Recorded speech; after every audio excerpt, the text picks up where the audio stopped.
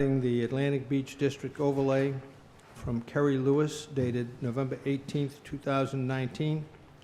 Subject, please share with board. Thank you. May I have a motion to receive these correspondence? Motion to receive. Second.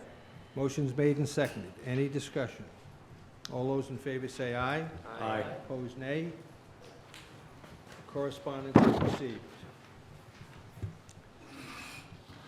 Two items on the agenda will be continued to the next meeting. Item 4A and 5A. Item 4A, public hearing, application of Jack Gullison for development plan review, including requests for waivers from certain design standards of the Middletown Rules and Regulations regarding the subdivision and development of land section 521 for construction of a new commercial building to include an 18-room hotel with a restaurant and associated site work located on property identified as 59 Aquidneck Avenue, Assessors Plat 115 SE, Lot 169. Is anyone here to speak, or have you heard that this will be continued? We've heard from the applicant's attorney that they're requesting a continuance. That's right. Jay? Mr. Chairman, Jay Lynch on behalf of the applicant. We are trying to reconfigure our parking area to remove as many of the waivers as we possibly can. So we hope to have that ready for next month. And you're requesting the continuance? Yes, please. You have a Motion to continue to December 11th. Second. Motion's made and seconded to continue this item to the December 11th meeting. Is there any discussion? All those in favor say aye. Aye. Opposed, nay. The item is continued.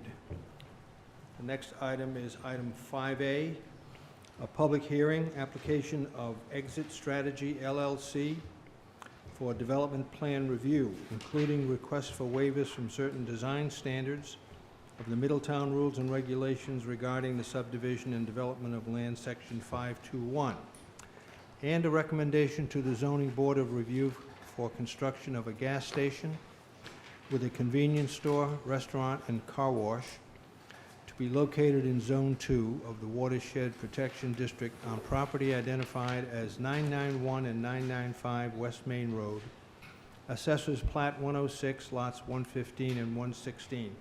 May I have a motion to continue this item to the next meeting? Motion to continue to December 11th. Motion is made and seconded to continue this item to the December 11th meeting. Is there any discussion? All those in favor say aye. Aye. Opposed, nay. The item is continued. At this time, if there is anyone in the audience who is here to hear discussion on item 5E, which is a review of draft Airport Hazard Overlay Zoning District, I wish to let you know that the Planning Board will recommend referring this back to the subcommittee for additional work, and it will not be discussed this evening. The next item on the agenda is item 4B. This is a public hearing. Review revised draft language of possible amendments to the Middletown Rules and Regulations regarding the subdivision and development of land to promote enhanced fire protection measures for new development, such as installation of fire cisterns and residential fire sprinklers.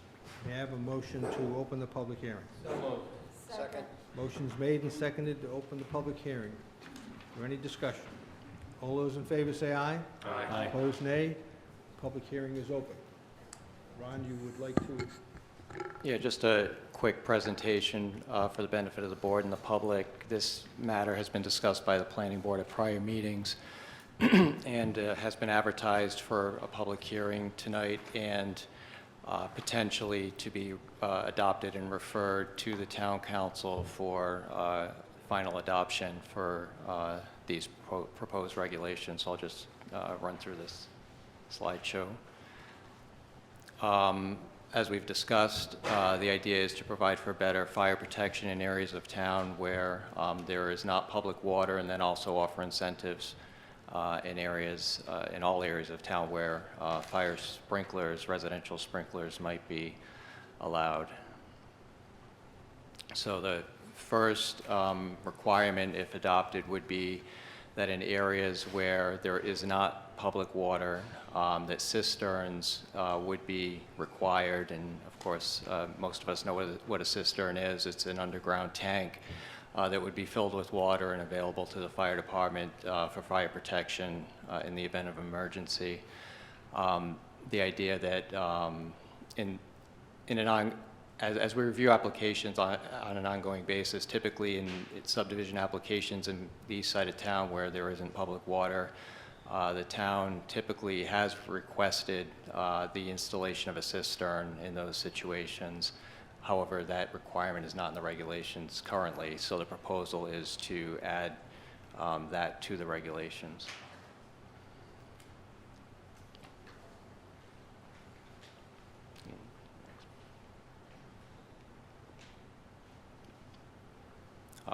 The number and size of the cisterns would be determined in consultation with the fire chief and would be subject to being consistent with national fire protection standards. The homeowners association in those situations would be responsible for maintaining the cistern. There would be an easement placed on the cistern to the benefit of the town that should it be necessary for the town to go in and provide maintenance to the cistern, that could be done at the expense of the homeowners association. They would be responsible for that cost.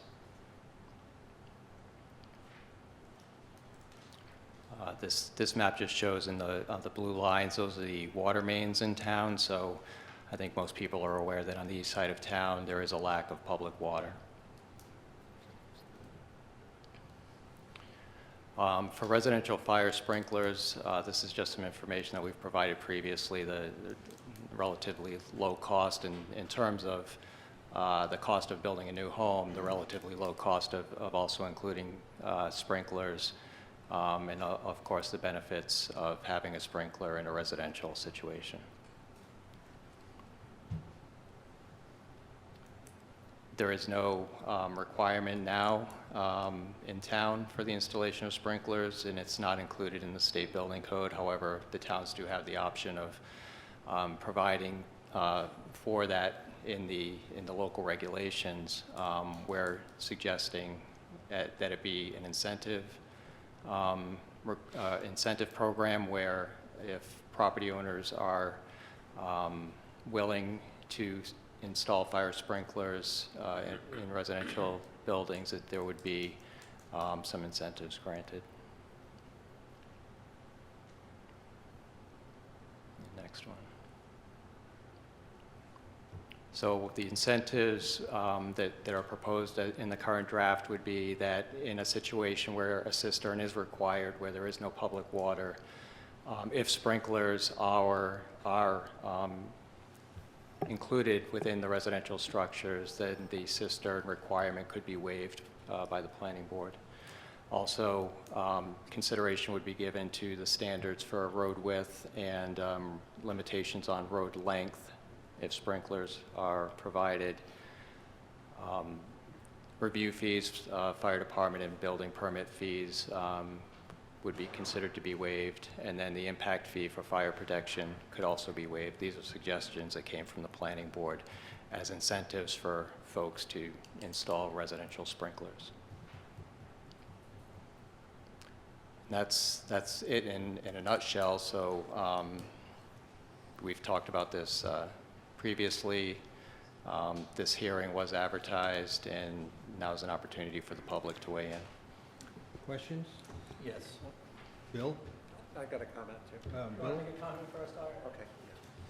Yeah, I've been consistent for a Hold long time. on, I recognize Bill. Bill has the floor. He gave me the, Are you yielding? I'll yield to Mr. Okay. Chair. sounds Let's like we're in an keep it- impeachment Let's trial. keep it, okay. I yield to the gentleman from Middletown. I've been consistent for a long time about getting public water to the east side of town for a variety of reasons, and this is one of them. But the proposal we're putting before you tonight only covers new construction. So any existing homes still will be served without hydrants, and you'll be dependent on hydrant trucks coming from the fire department. And I don't know how insurance works on that, but I really hope we can do something. The second part of that is, in the last year or so, we've seen a lot of requests for new development on the east side. And a lot of these developments are coming in to near other existing neighborhoods who have septic systems and wells. And I am not optimistic that everybody is eventually going to have enough water coming out of the wells. And some of the wells may be deficient and failing. And just to let you know, if your well fails, there is no responsibility for the town of Middletown to do one thing for you. And basically, you would not be allowed to live in your homes because you don't have water. And I'm not threatening anybody, but it's a concern. And I think it's a valid concern, and I know it's expensive to address and have water to come over there, but someday we really need to do that and find a way to do it. I think it's in everybody's best interest, particularly on the east side. Bill? Yeah, thank you. So, just to be clear, the Rhode Island State Building Code we're actually in the 2015 code, but the requirement is still the same. It's been removed. It's in the model code, but it's been removed, but it is the 2015 code. And likely we'll be moving to the 18 sometime next year. So, Ron, you have to refresh my memory a bit here. First off, Fire Chief has weighed in on this. We've had some input from Fire Chief and the Fire Marshal. Yes. I recall all of that going back a bit. And you know, as you know, I'm a huge advocate for residential sprinklers. Not a fan of cisterns, but don't feel like getting in a long, drawn-out conversation tonight about it. But I do question Regulation C, Item C, the residential fire sprinklers, and not the addition of. You have to refresh my memory on the discussion we had on the density, allowing for an additional unit. I still believe that that's the incentive we need to put in here to make it worthwhile for some of the developments that we've more recently had, and frankly, some that are coming forward. But I think that's where the real incentive is. So what was our discussion on that, if you could maybe refresh my memory? Yeah, that goes back a little ways that idea was removed. I think it was on the advice of the solicitor that we should not include that within the incentives. I believe that was correct, yeah. Yeah, I agree. I think it was, I think we did discuss it, but, you know, I'll stand And just there. because it would involve an overhaul of zoning regulations, anything you're talking about density, it gets very tricky in terms of how you know, the approvals that are necessary. So we have to make changes to the zoning code, you have to make changes to subdivision regulations, you'd have to make a number of other changes. And I think part of the feeling that the board had was that maybe that incentive, you know, the windfall of getting another dwelling unit was a little bit excessive for when you factored in the cost of providing a residential sprinkler in each of the dwelling units that you were allowed to build by right. Yeah, so I do recall that now, thank you for that, but I do recall that discussion. That was the explanation that we talked about, probably, it was maybe a year or so ago, but it was definitely then. So respectfully, I disagree with that. I think we need to make the effort to go forward and change those regulations. I will support this simply because it is a start. It's a start towards better life safety for our citizens. I think I've told the story before. My daughter and my son-in-law, firefighter in Newport, installed residential sprinklers in their own home this past couple years, and the costs are right in line with what Ron put up on the board. So I will support the ordinance going forward because it is a start. However, I will also push and continue to revisit the idea of residential sprinklers to be the sole requirement, but at the very least, adding additional incentives to further incentivize life safety here in town. So I'd like to see us go forward with it tonight and do it, but in the interest of the advice from the solicitor, and not drawing this out any further, I want to get something on the books as soon as possible, so something to consider going forward, but I won't let it go. Thank you. Michael? Do you foresee any periodic requirements for sprinklers to be maintained or inspected? There's nothing like that in the draft at this point. I mean, It would be up to the It's covered homeowners, by NFPA. if it's within that, It's covered by NFPA. within I that can standard. answer it. It's, so if it is, if they do put it residential sprinklers in, they require to get a building permit. Right. And then there are maintenance requirements, like Paul said, in NFPA, and also in the building code, which refers to NFPA. So there is a requirement for maintenance and testing, actually. And that's the homeowner's responsibility? That would be the homeowner's responsibility, correct? If that's the case, and if the board wants to do that, then a reference to that should be included in the Sure. regulation, Yeah, because I had the same question. I'm going to propose that. Okay. Other comment?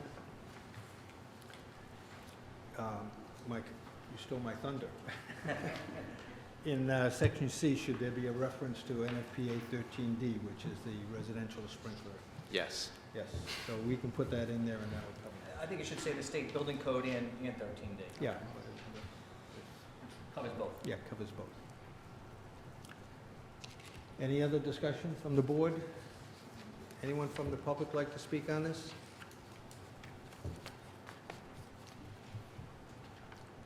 I have a motion to close the public hearing. Motion made. Second. Motion is made and seconded to close the public hearing. Any discussion?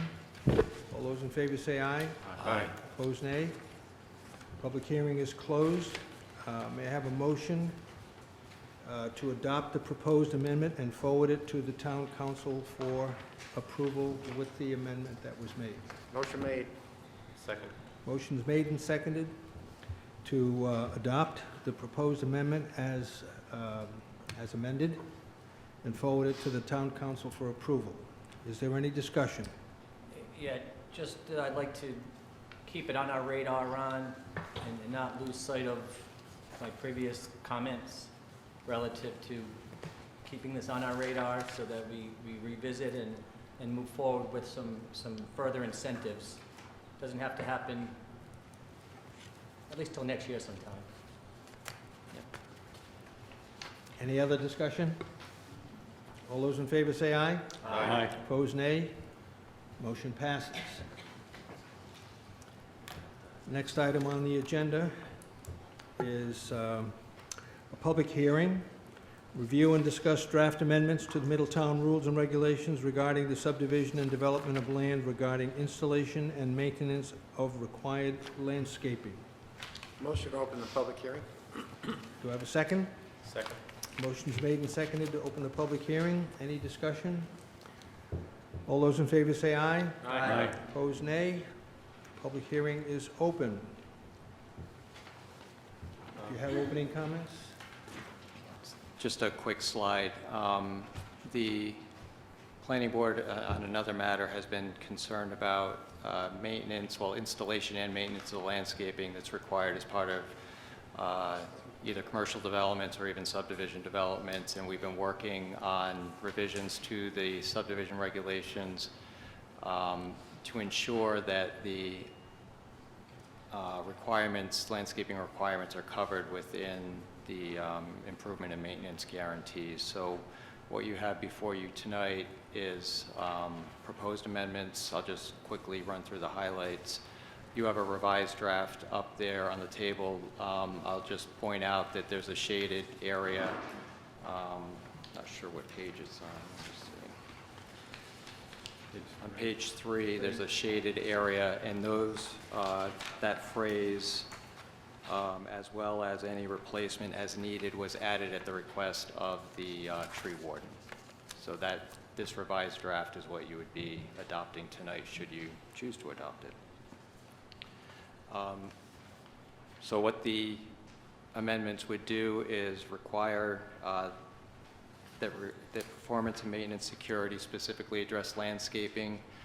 Right now in the regulations within that section, it does not discuss landscaping specifically, but that's something that we wanted to call out as it's been an issue in town.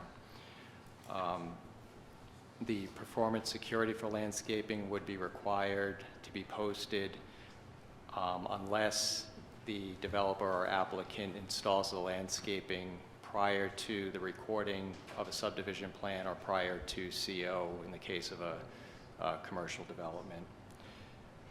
The tree warden would be responsible for reviewing and advising the planning board on the amount of the security to be posted. As you know, the standard practice in a subdivision situation is that the town engineer advises the planning board on the security that's posted, performance security for improvements that are required as part of a subdivision. For landscaping, it would be the tree warden that would assist the board in that respect. The standard practice is that once performance security is posted, and again, the security is posted only if the installation isn't done prior to final sign-off and CO, the applicant developer would have 2 years to complete those improvements. That's the standard time frame within the current regulations. After the installation, whether it's done before recording or after, there would be a 1-year maintenance period where there would be a maintenance bond, maintenance security posted for to ensure that the landscaping is in place and maintained for a period of 1 year. And I note this in my memo. I think that the statute limits our ability to accept that maintenance security to a 1-year period. We've talked in the past about wanting it to be a longer period, but under state law, we're limited to 1 year. Ron, the state law applies to the bond, right? Is that correct? It applies to the bond? The maintenance bond, maintenance Is there security. any other way we could support that for a longer period, other than through the bond, which is limited to 1 year? Well, I'm not sure. I mean, maybe the solicitor has an idea. I'm not sure how you would do that. If we're going to be holding security as a maintenance security, that's the statute says you're limited to 1 year. Yep, and the installation, most of the contractors are putting in this in a warranting the material for a period of a year as well. So, Well, I'm thinking in terms of the maintenance, not the actual plantings. Usually plantings are covered for a year, but you can, maintenance, So the maintenance requirement would still be there, but it would be difficult. Under the law, we can't have them just have post-security for an indefinite period of time for the maintenance. yeah. So The- I think The we problem is they maintain it for a year and then they don't maintain it. if the landscaping is installed and the applicant was required to get zoning approval for the project, that might be an opportunity from a zoning enforcement perspective, that if the landscaping isn't maintained over time, if there was a special use permit granted, for example, that there may be an opportunity to address it in that Okay. way. All right. Thank you. And then my last bullet point there is regarding the inspection at the end of the performance security phase and also at the end of the maintenance security phase. The tree warden would be doing the inspections, and the developer would be subject to the cost for those inspections. The tree commission and the tree warden both have reviewed the proposal. They're both supportive of what we're doing. I think that we've done pretty much what the planning board had asked that we do to ensure that landscaping is installed, and again, that we can at least ensure that it's maintained for up to a year, and then perhaps beyond that with zoning enforcement. Comments from the board? I have one. PJ, you go Yeah, first. on this. thank you. I would like to reiterate what Ron just said, because as the liaison to the tree commission was really quite thrilled and excited about this particular aspect of this particular memo. And it's been long needed in this town. Talk to the mic. Talk to the mic. They didn't hear you. Oh, you didn't hear me? Oh, I'm sorry. I have a slight problem with my throat these days. Yeah. What I basically said was that the tree commission is very, very pleased with the ordinance and what is being proposed, and I just wanted to confirm what Ron had to say. And the tree warden especially has already done a fantastic job. That's Alan Kirby in this town. Thank you. Mike? So in looking through this, it seems like we're assigning a lot of responsibilities to the tree warden. I was wondering, is the tree warden compensated by a fee for each project that he overlooks? Yeah, so By the developer. within the regulations, it would specify that the developer is responsible for or paying the cost of the tree warden to do the inspections. Okay. Yeah. Art? I know some of you sitting out there saying, gee, they're going to regulate everything in the world here. Well, unfortunately, recently, we've had two developers who either ignored or violated the landscaping plan, which had been vetted at a public hearing and approved by the planning board. So this is the steps we are taking to make sure that that plan that's approved here in the town hall is what actually appears out in the hinterland when the construction is completed. Thanks. Good comment. Any other comments? Comments from the public?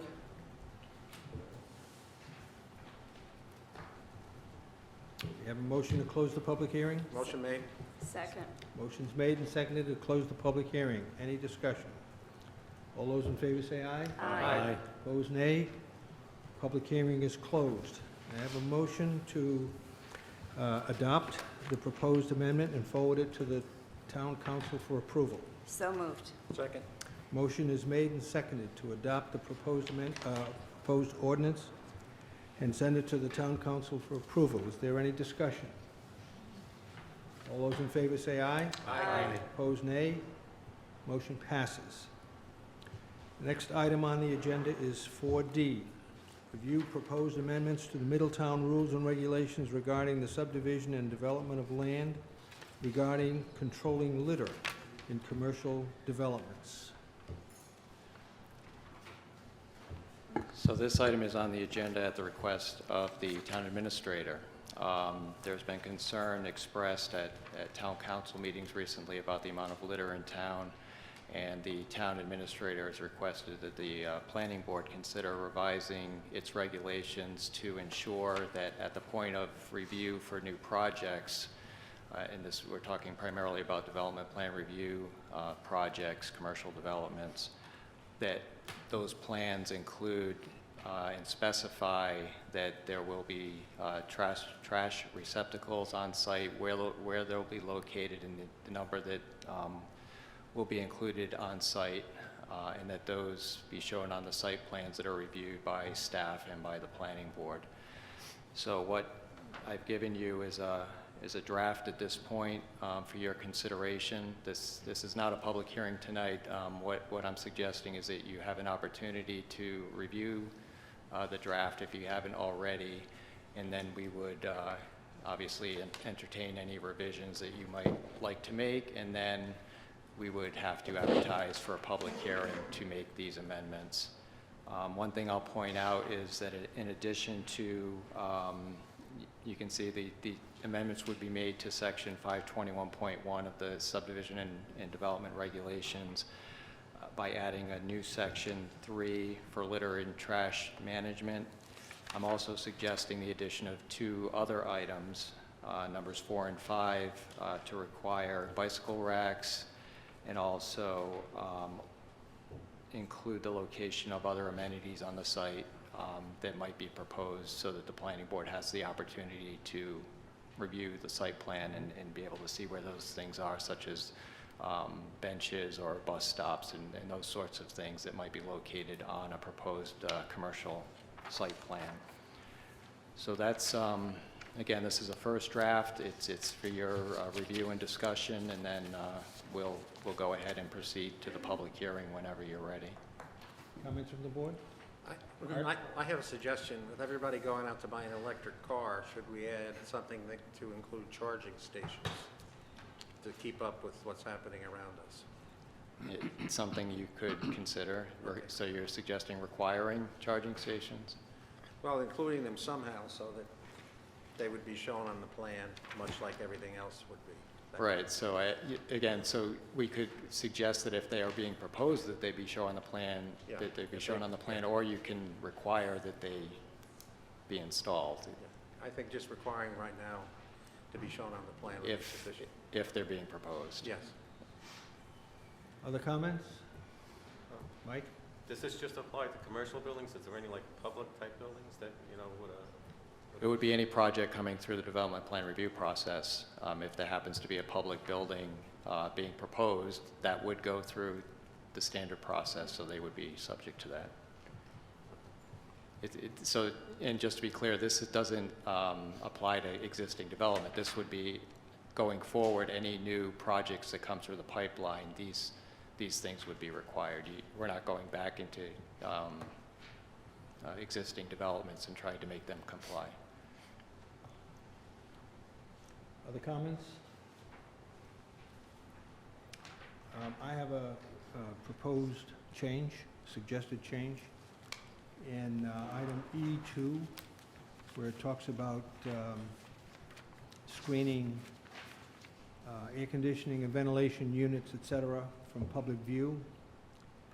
I believe the ordinance currently says that they should not be visible from street level, and this says setting them back from the roof edge for roof-mounted equipment. But that is usually not enough to screen them from the street. So I would suggest we replace that with language that's used elsewhere in the ordinance, which says, using architectural elements consistent with building design. We use that in other places, and that would take care of it, I think. Is that okay with everyone? That's a good one, Paul. Then, I have a question. yeah. Would that impact ceiling height, building height requirements, or it shouldn't? Usually, I don't think the screening does, because the rooftop equipment also does not impact Yeah, building they're height. not calculated as part of, if it's a decorative screen, it's not calculated as part of the building height. Any other comments?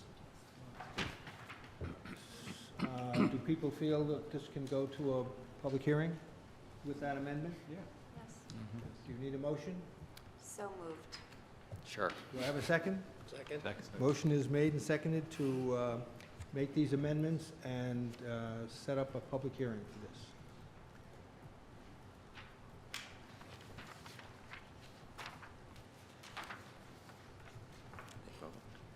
Next item on the agenda, review a draft Atlantic Beach Overlay District zoning amendments and design guidelines and schedule a public workshop meeting. Do you have opening comments? Sure.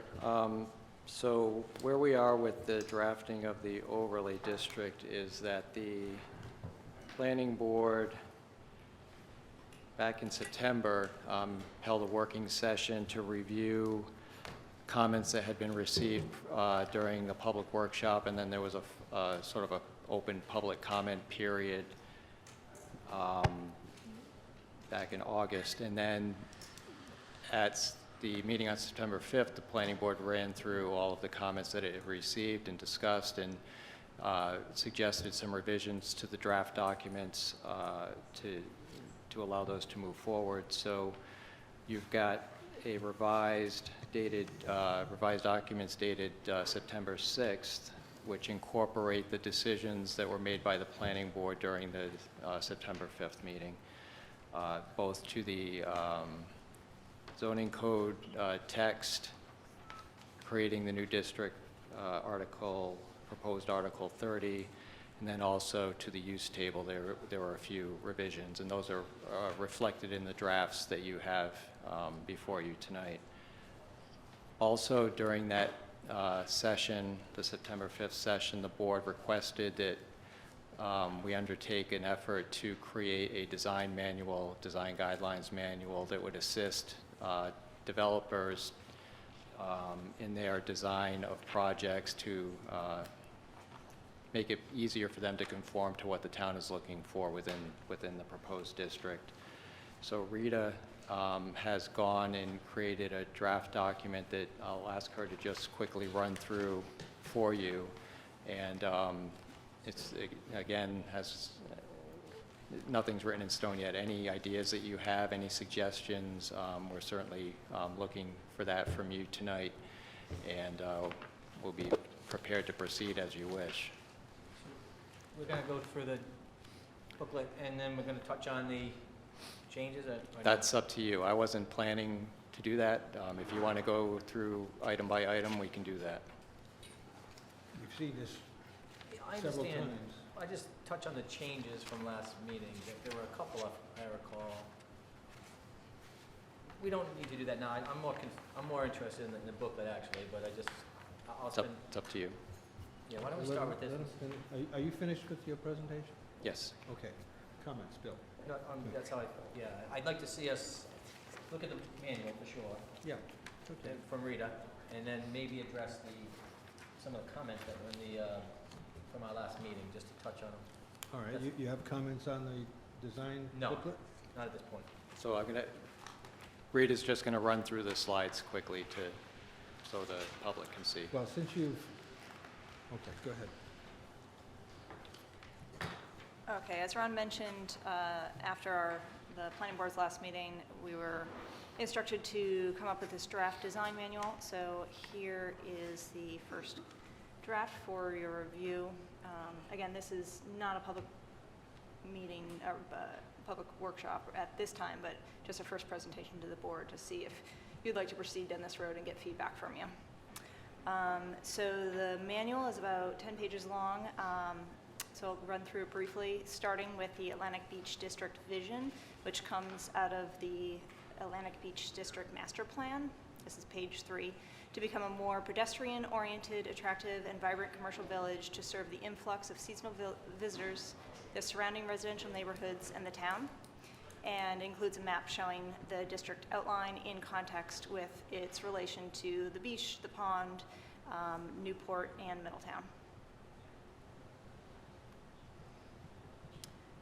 The contents mirror what the draft ordinance has, so they're broken down into the same categories in the draft ordinance, which includes building design, site design, parking lot requirements, screening and fencing, landscaping, and signs. This language here on the left side is definitely just a sort of a starting point for the board to discuss what they actually do want to see. The Atlantic Beach District guidelines are established to maintain a uniform set of standards that promote the use of high-quality designs consistent with the traditional architectural styles of Aquidneck Island and New England seaside villages. And then it goes on to further describe some of those styles. And again, this is very open for planning board to run with.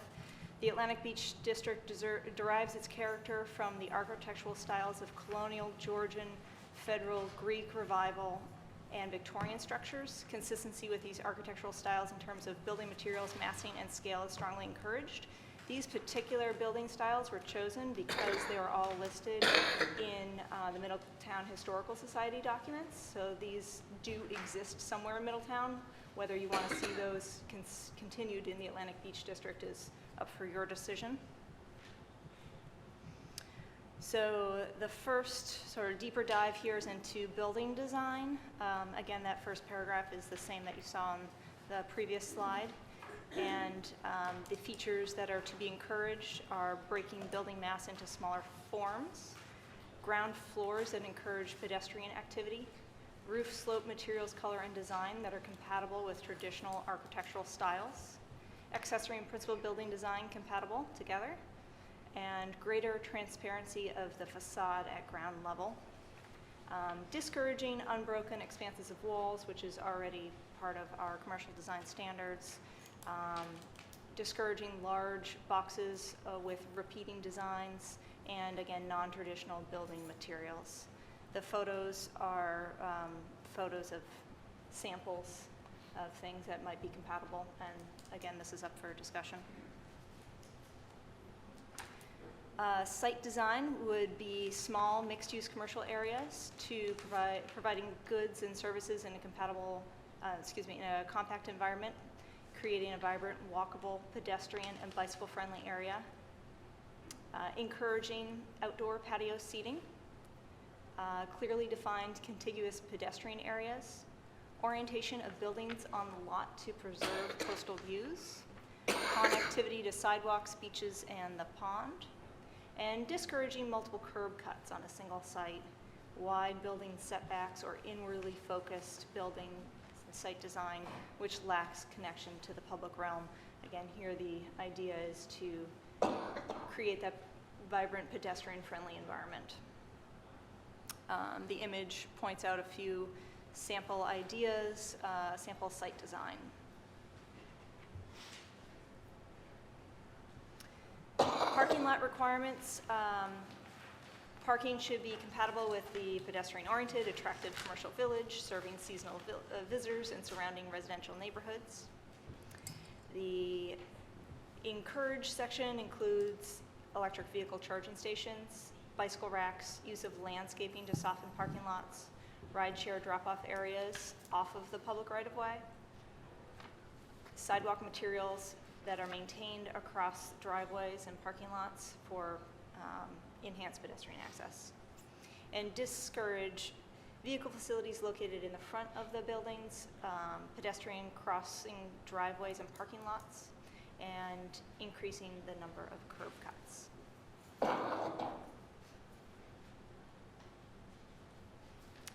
There was a typo on this page in the report that you have. It has been fixed. Screening and fencing is intended to preserve significant coastal views from the public right-of-way, and open expanses and vistas to Easton's Beach, Easton's Pond should be preserved and enhanced. Encouraging low fencing that preserves vistas, screening between residential and commercial uses. Vegetation rather than fencing is preferred to accomplish the screening requirements, and high-quality natural fencing materials. Discouraging any type of opaque screening along commercial use property lines, meaning commercial abutting commercial, and discouraging screening that blocks views or provides the continuity of the streetscape. And again, just sample materials. And landscaping. Coastal vegetation should be interspersed among buildings designed to define, soften, or screen the appearance of parking areas or enrich the overall site appearance. Encouraging native species to Aquidneck Island, wide, low plantings, integrated with lighting to create a cohesive site, used to hide equipment and soften the space around vehicle facilities, and landscaping for environmental controls such as rain gardens or other type of retention systems. Discouraging tall, opaque screening, again, that would be blocking views, trees that block coastal views, and landscaping that blocks architectural features. And then finally, signs should be used to enhance the commercial experience while still being compatible with the architectural styles of the district and be made of high quality materials. Encouraging pedestrian size and scale of signs and location. Carved relief painted signs using natural materials, color and design in keeping with the district, while still encouraging creativity in design. Compatibility with architectural styles of the building is also important. Discouraging standalone signs that are not integrated into the building design or are inconsistent with the district, or are internally lit plastic or molded signs, or large signs designed for automobile visibility instead of pedestrian. And that is all. And I'll just also point out that all of the draft materials, the ordinance, the use table, and this design guideline booklet is available on the town website. So if folks want to go and look at the documents that you have, it's through the planning department page on the town website. Thank you. Thank you, Rita. Comments on the design booklet? Question, Rita, where in the draft ordinance do we, I know we talked about this, refer to the design manual. You know? It's in there. I can't pick it out. But it is though. Yes, yes, Because we talked about that, Yep. as having a reference tool to match what we wrote. yes. Comments?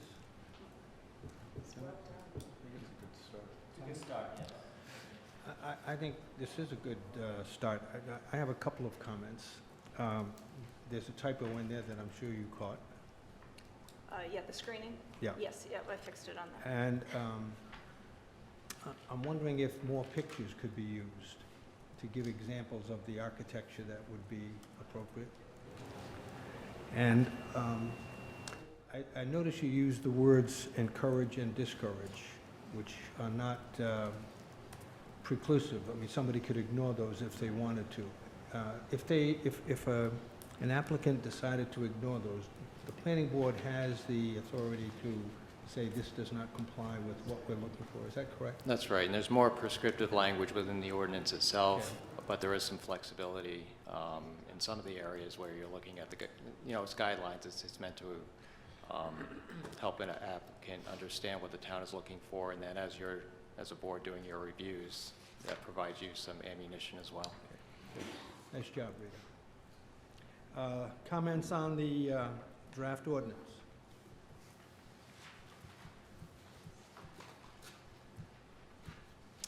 I have some comments. First of all, on page 2, I just want to point out, for the benefit of the audience, that there's no mention of a height limitation in the overlay because it's already in the ordinance. It was passed earlier in the ordinance. Heights are limited to 35 feet or lower in the flood zone. There's an additional 8-foot restriction. So they're already covered in the ordinance, and that's why it's not here in the overlay. Also on page 6, I think there's a typo in that table. It shows heights of 40 feet, and I think that should be 35 feet. Right, in the limited business district, it's 35 feet, and we'll ensure that for the overlay, it's the same. It's 35 feet. And then in the use table on page 2, the correspondence that we received this evening questioned why single-family dwellings are not allowed. And I wonder, Ron, if you could comment on that. We've discussed that. Right. So the reason that single-family and two-family dwellings are identified as prohibited in the overlay district was mainly for the fact that it's a relatively small district.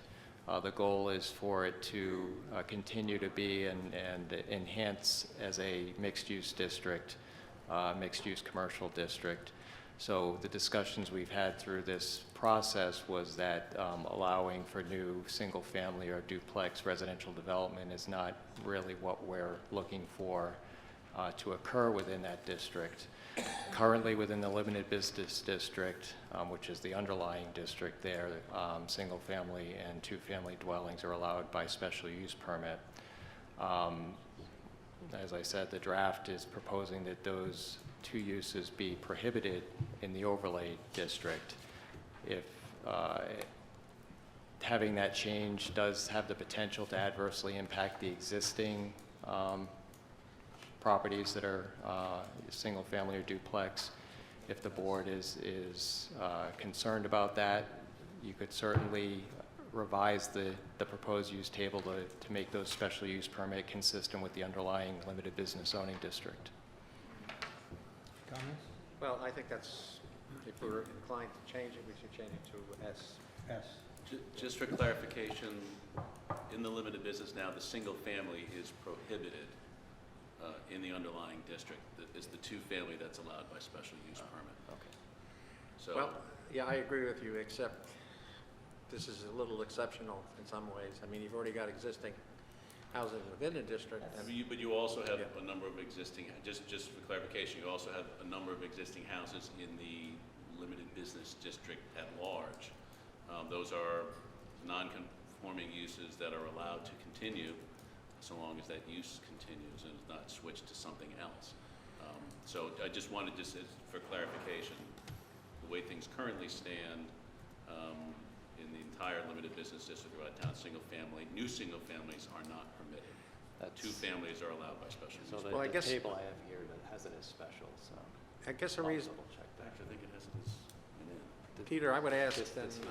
I guess another question that comes up, if you own a single family or duplex in this particular district and you want to sell it, are you permitted to do that, or is that prohibited?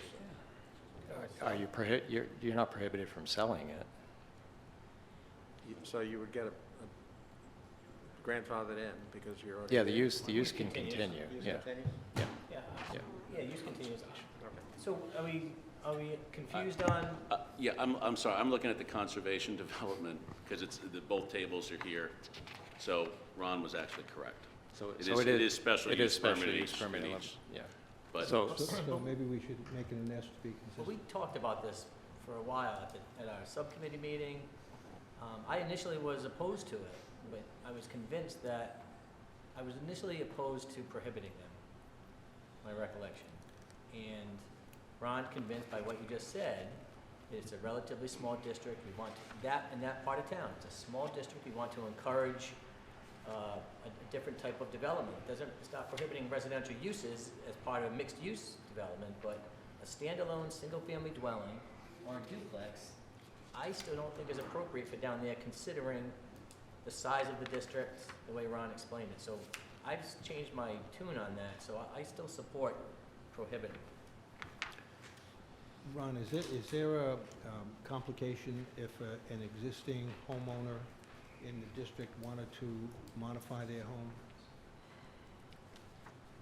Well, Peter might be able to Zoning answer that that. better. If it's a prohibited use, I think there may be a, If somebody has a single-family home that's a non-conforming use, or a two-family or multifamily, it's a non-conforming use in that particular district, if they are gonna alter it, they just have to get a special use permit from the board. Legal non-conforming. So if somebody has if they've got a Even if it's two-family and, Even if it's a prohibited Yes. use by this table? yes, if it's a legal non-conforming use that exists, or even if it's a use that was granted by special use permit, if you want to go in and do an alteration to it, you still have to go back to the board and get another special use So permit. an existing homeowner would not be further restricted by what's in this table now? Is that correct? Correct. Any other comments? So my comments, reading the correspondence we got on November 18th, this really focuses to me more on if you have an existing home in the area, and Ron and Peter, you just spoke to it, doesn't Right. mean that you're out, you're Yeah. grandfathered in. Yeah. And as I think of that district, I don't know, there maybe are some single-family dwellings on the north end of Aquidneck Avenue before it makes the turn up towards Aquidneck School. But most of the property in the district that front on Aquidneck Avenue are not single-family homes. They're commercial properties. And so, Bill, I agree with your statement about encouraging residential occupancy and mixed use is important in that district, but to drop a single-family home next to Island Sport or Elemental, whatever, that's just incompatible with, I think, the vision of creating this vibrant pedestrian mixed-use district, so. Yeah.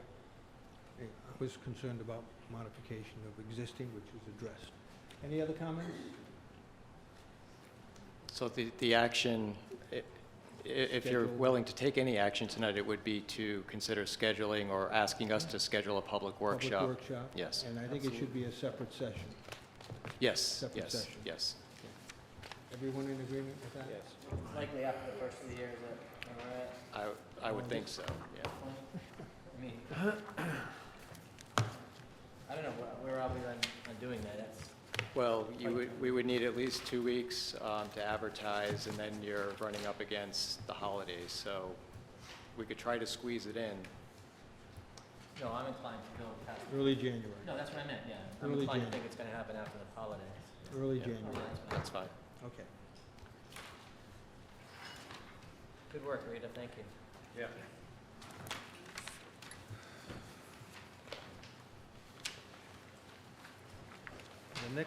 The next item is item 5B, a public informational meeting.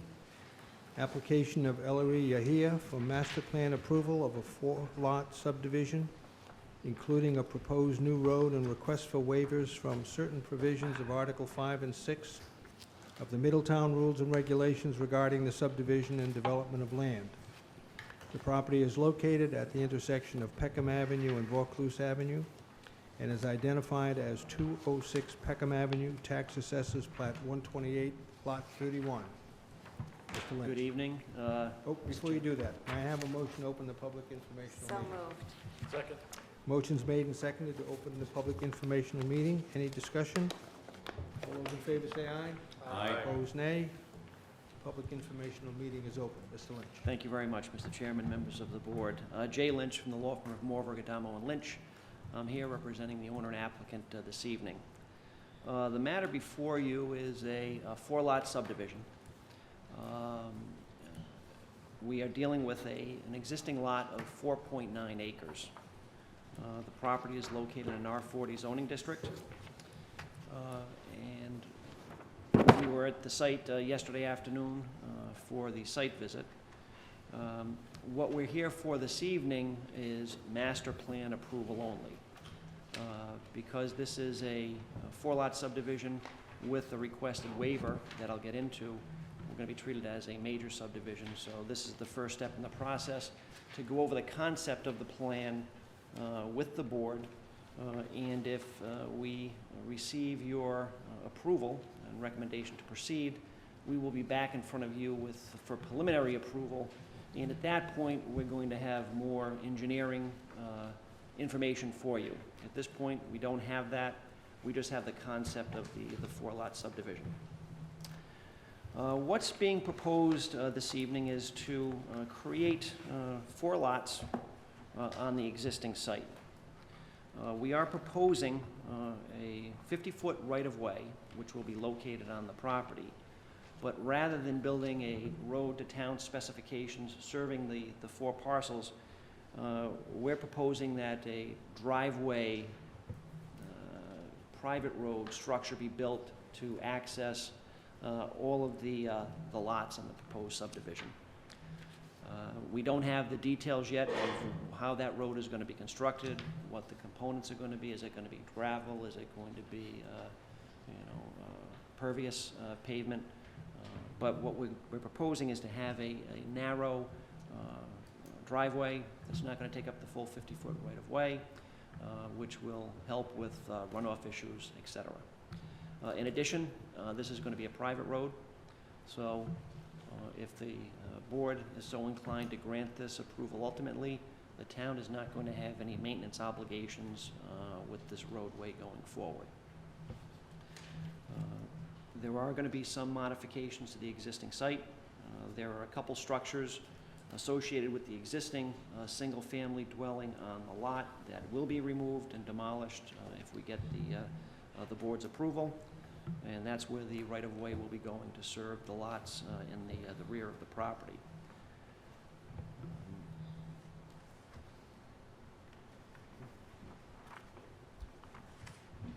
The matter did go before the TRC, had a meeting in front of the TRC. There were certain conditions that the TRC imposed. One, that the final driveway plan that is ultimately arrived at will have to be approved by the fire chief prior to getting back to preliminary plan approval before you. And at the same time, too, we're going to have to locate wells and septic systems, have a final location for those on this lot and also those on the abutting property, so you can have a better idea of what the ultimate impact is going to be on the surrounding area.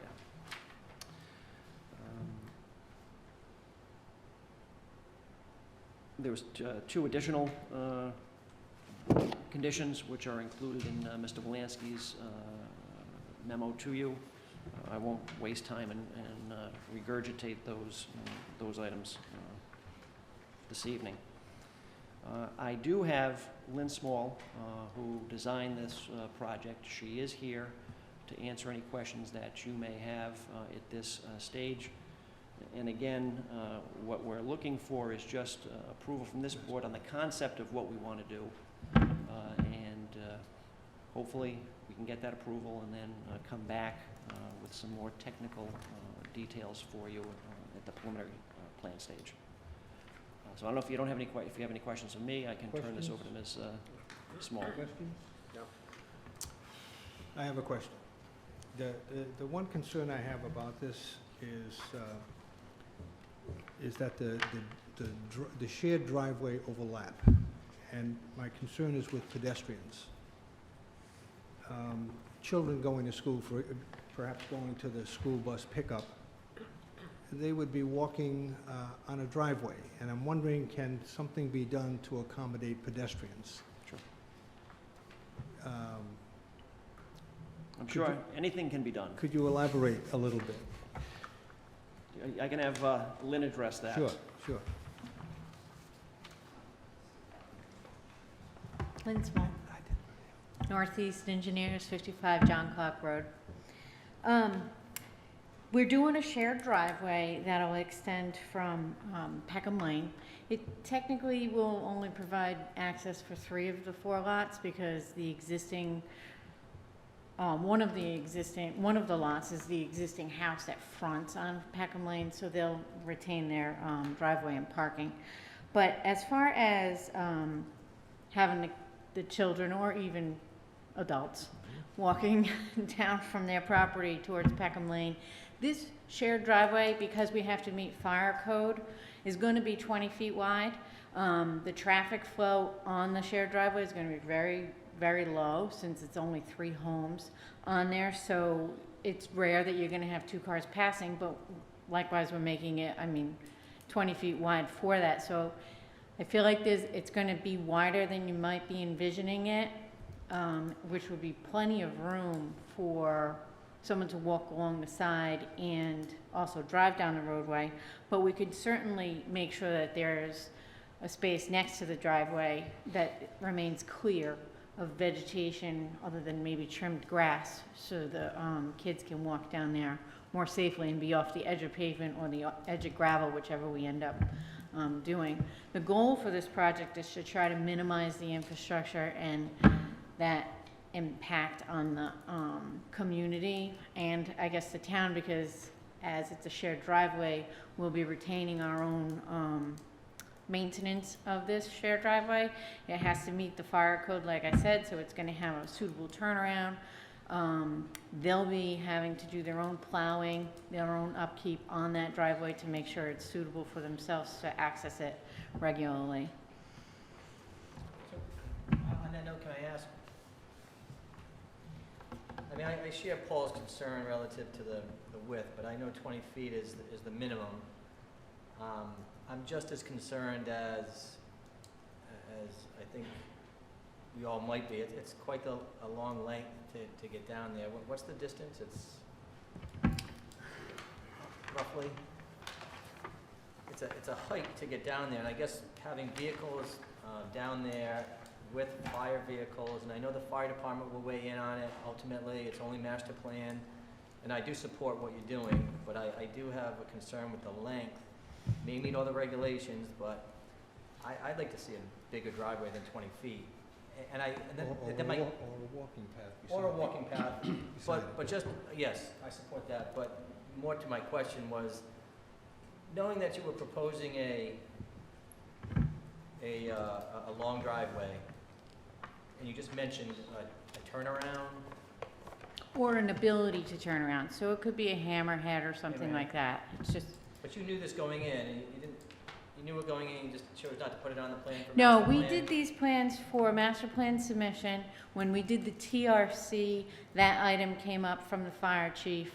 They didn't make us revise the plan set, save the trees. They made that a condition of the TRC approval coming forward to the board, that it be reflected on the preliminary. I like Paul's idea about maybe a walking path, whether it's a sidewalk or a gravel walkway, but something would give me more comfort. And just to be clear, that on the plan, the site plan, the first cut into lot 1 will be removed or won't be included. That's not going to be part of it there, even though. Oh, you're right. Yeah, we do show that because the Well, but it was overlap the of old the plan. existing curb cut, That will right? be removed. May or may not.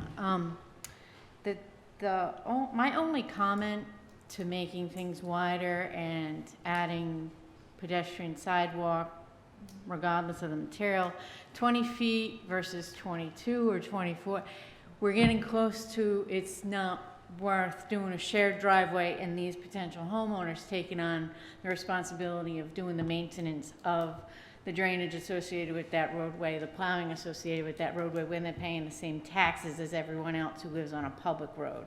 So the benefit of doing a shared driveway is that it is narrower.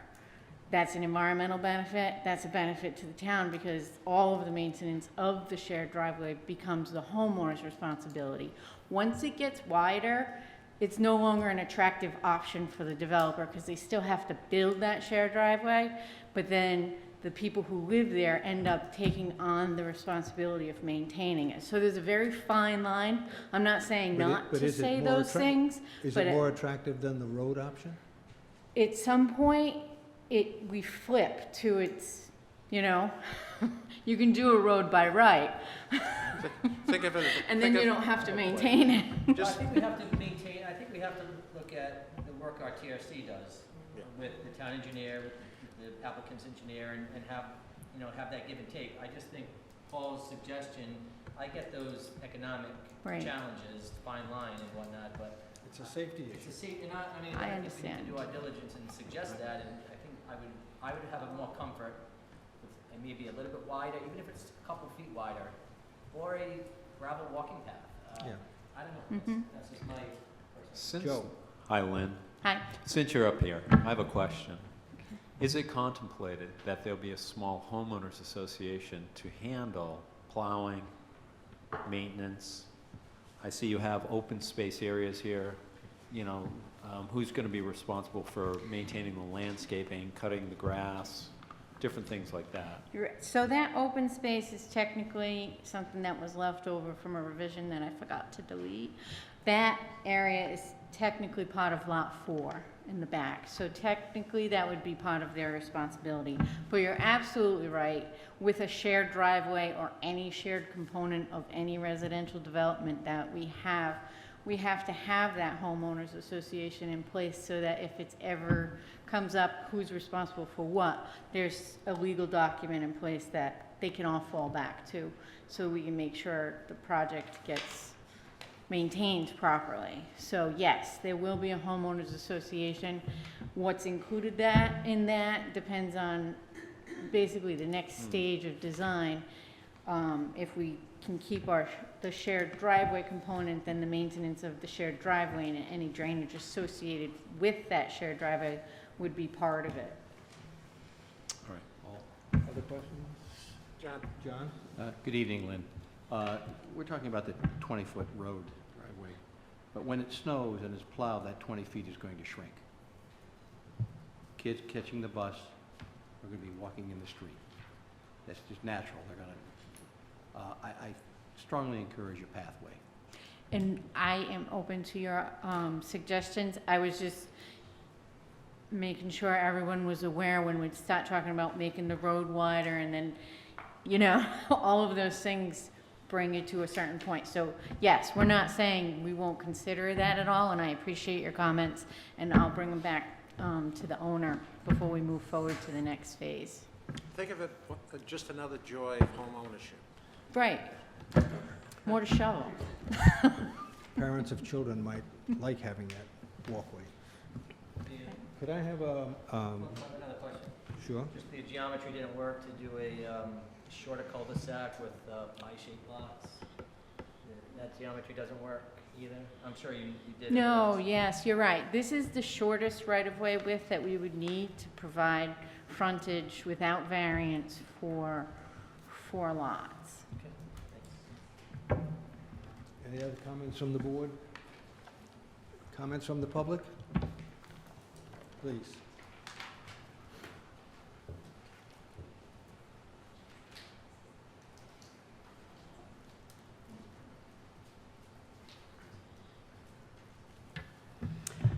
Molly Dickinson, and a butter. We are owners at 192 Peckham Avenue. Let's see. Can everybody hear me? Because I know where I was sitting in the back, I had trouble hearing a lot of you. Loud and clear. Good. Okay. Let's see. My husband and I have lived at 192 Peckham since 2004, in a house that was built in 1930. We have the right to continued fair use of our property as it exists now, and has existed for the last 89 years. We agree that our neighbors have the fair use of their property, including subdivision, provided it meets all requirements and does not adversely impact our property or use. Our neighbors are requesting a waiver of certain provisions in the rules and regulations for subdivision, Articles 5 and 6, namely the requirement to install a road. They're proposing instead to install a shared pervious driveway for 4 residences. I have spoken with the planning office several times in the past few weeks. Twice, I specifically asked them to give me an example in Middletown of a 4-residence shared driveway. I would like to look at such a driveway in order to make an informed decision. Asking twice, the planning office was unable to provide me with an example, which begs the question, is there reasonable precedent for such a waiver? Why do we, the abutter at 192 Peckham Avenue, request that the planning board honor the rule requiring a road? We've fielded this question repeatedly in recent weeks, as most people assume we would prefer the smaller shared driveway. These are assumptions by people who do not live in our neighborhood. There are 2 reasons: our water and our intersection. Our house, as does many in our neighborhood, has a shallow, hand-dug well. Although this type of well is no longer to code, it has served our house adequately for our 19 years and the full 89 years the house has been in existence. Our well has been tested at intervals during our residence and shown to provide good and adequate quality water. We have the right to continue to use our well and not have our neighbors' requested waiver impact the quality of our water. The requested shared pervious driveway is drawn with the right-of-way abutting our property line, meaning the driveway is only about 25 feet from our existing well. In the rules and regulations regarding the subdivision development of land, the requirements for a road states regarding street intersections, Article 6.604, the street centerline intersection shall either be aligned precisely or be offset by at least 200 feet from other intersections. Intersections shall be, as nearly as possible, at right angles, and none shall intersect at an angle of less than 75 degrees. In requesting a shared driveway, our neighbor is also requesting to sidestep this requirement. The proposed shared driveway as drawn does not align to the intersection in the center or at the requested 90-degree angle, whereas the road with the required width, the required street intersection, the required right-of-way, the required stormwater management and drainage provisions would move the road further from our existing well. In aligning the new road to the existing street and intersection, this would pave the pavement further, ballpark 50 feet from our well. The proposed pervious shared driveway poses a hazard to our continuous use of our existing well. It offers none of the protections to us that a road would offer. It doesn't align with the intersection and the geometry as required. As drawn, it meanders across the 50-foot right-of-way, coming within 20 feet of our well.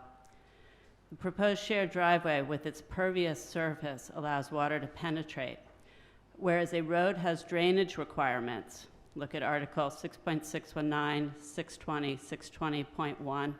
A driveway does not. There are 4 proposed residences for this shared pervious driveway. The net effect meaning that all pollution, drippings, contamination from all those vehicles can collect on the pervious surface in close proximity to our well, potentially polluting our water supply. Consequently, we request no waiver for the requirement to build a road. We request that the applicant meet all of the stated requirements, including drainage, materials for construction, in order to protect our water and our neighbors' water quality. So again, we request a road built to the rules and regulations with no waiver, alignment with the proper geometry at the intersection, stormwater and drainage provisions to protect stormwater away from our and our neighbors' wells. Now, the intersection. Why do I keep coming back to the intersection? What may not be obvious to someone who's new to the neighborhood, or doesn't yet have small children, or doesn't live there, is this is already a dangerous intersection. As an older road, Peckham Avenue is narrower than today's standard. There's a three-way stop where Vaucluse intersects, where the required road would also intersect and align. This intersection is used as a bus stop for Middletown schools. Take a look in the morning. You will see parents sitting in their cars waiting for the buses. Why are they in their cars? They're the usual reasons, rain and cold. But importantly, cars routinely run or completely fail to see the stop sign. Middletown police are aware of the issue. Periodically, they park a cruiser at the intersection and give out tickets for people rolling through those stops. About 2 years ago, somebody completely missed the stop sign, went through the intersection, hitting the utility pole across from Vaucluse, breaking it in half. It's particularly hazardous during the summer months when children are out and about in the neighborhood, bikes, walking, neighborhood swing, cars, many of them from out of town, routinely speeding, ignoring the stop sign, driving down the middle of Peckham, which is too narrow for a painted center line. How will a road help this? A new road will create a full four-way, full-stop intersection. If it has the proper right-of-ways, lines of sight, awareness of the intersection, and the required stop will improve. Conversely, how would a shared driveway hurt? The proposed driveway does not align with the intersection's required geometry, nor does it come in at the 90 degrees. The driveway does not have the required street intersection radius, 25-foot curve radius, meaning there's reduced visibility for that radius, where a road would have that. That makes that intersection more dangerous, where the driveway would come in. It does not have a stop sign indicated, leaving it unclear as to who has right-of-way in this intersection. The intersection has 3 stop signs. Now we're adding a 4th shared driveway. Do vehicles in the proposed driveway just roll through? Who has the right-of-way? The shared driveway is not wide enough for 2 cars to pass, creating potential backups at the intersection. One might think that's a stretch, as Ms. Small suggested, but there are 4 houses indicating on the master plan, each one specified with 4 bedrooms. How many cars does that make? 8, 12, 16? UPS trucks, deliveries, service people? Shared driveway does not meet Section 611 specifications for street constructions. They're indicating a pervious surface with 4 households worth of vehicles every day, which could subject us unduly to noise and dust. Nor is a shared driveway subject to a speed limit. What's the speed limit on for all those cars? The planning office was unable to provide me with an example, a comparable 4-residence shared driveway in town.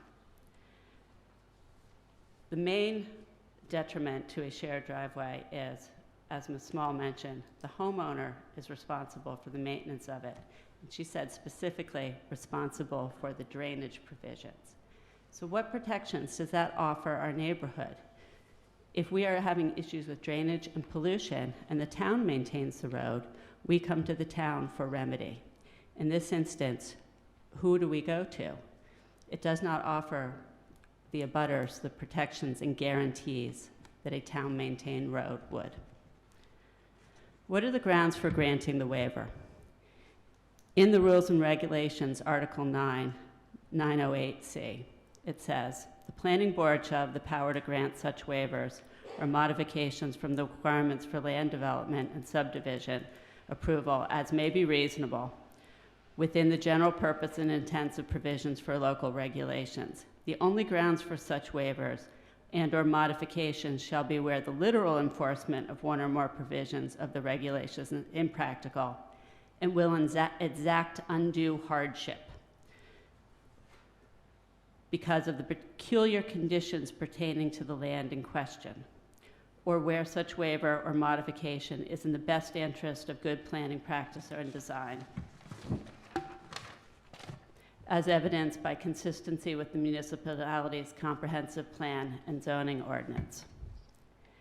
In discussing the request for waivers, Ms. Small mentioned the width of the driveway, the burden of the town to maintain it. How is that a hardship to the homeowner?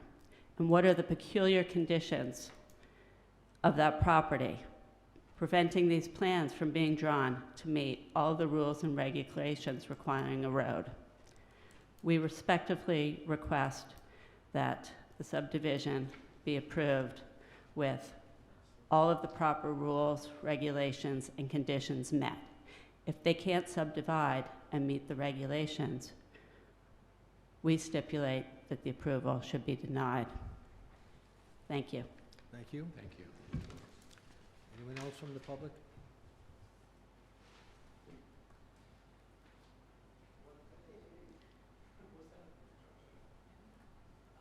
Anybody else wants to speak?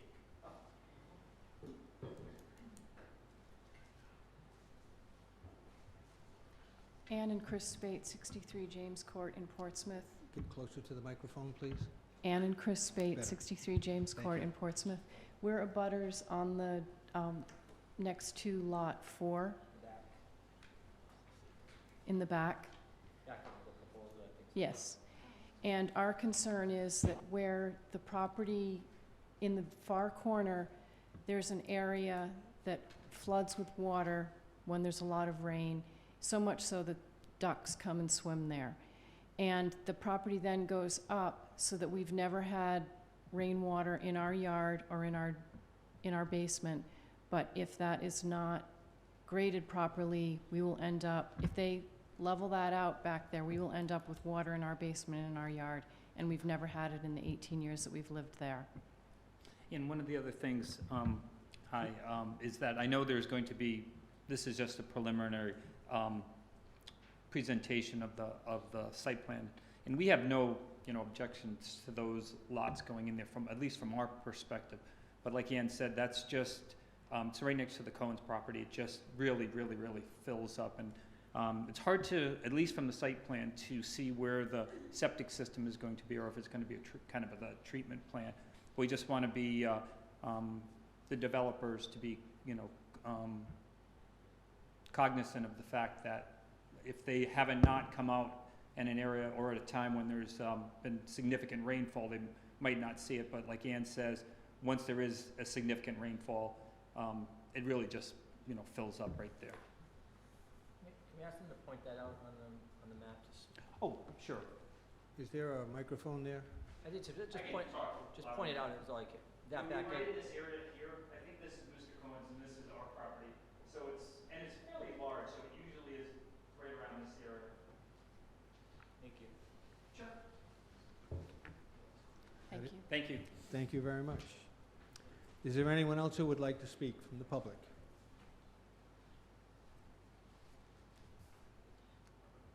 Please.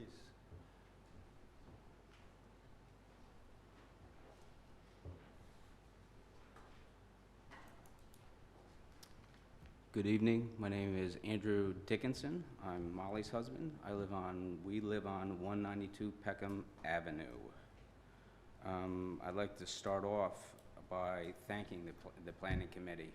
I don't know if everybody knows, but this is a volunteer board right here. I've served in different capacities, volunteering a lot of my time for the youth of Middletown, and I can say with utmost certainty that it is, people are so often, pretty quick to criticize or say negative things, but they're rarely do they say thank you. So I am saying thank you for volunteering your time to hear us all tonight, for hosting us all tonight. Short and sweet, if 206 Peckham Avenue wants to subdivide, that's their right. But they need to follow the rules and regulations. Those rules and regulations were put there for a reason or reasons. I want a driveway, or I want a house, or I want an addition, or I want this, don't always fall within the existing regulations. That's life. I'm also very concerned about water. We've heard many people talk about water, whether it be a well, whether it be pooling, and the impact that this will have. Our well works mighty fine right now. It is very, very close to the proposed shared driveway, if you want to. Could you show us exactly where your home is, please? This is the home, this is the well, this is the proposed shared driveway. Thank you. Thank you. Again, the well, everything, it works just fine. I don't know how many times I've heard that somebody built here, or somebody changed this, and my basement floods, or the house is sinking, or what have you. I do believe that is a fair concern. And why I bring that is that I'm trying to avoid hardship. My well going bad, problems with water at our place would be hardship for us, where we don't have that right now. On a heavy rain, if you look at the northern part of my hedge, it collects a lot of water. There's years past where there's been a lot of rain or a lot of snow, and both of our children have gone ice skating. Literally, I have pictures of it back there in that field when the Stoos owned it. So we're trying to avoid hardship with water. I think the most important thing here is to talk about that, again, we're trying to avoid hardship. There is no hardship. There's no hardship for this waiver. And I believe their reasons for wanting a driveway are, I'm not convinced of what is being advertised. So I thank you for your time. Thank you. Is there anyone else from the public who would like to speak?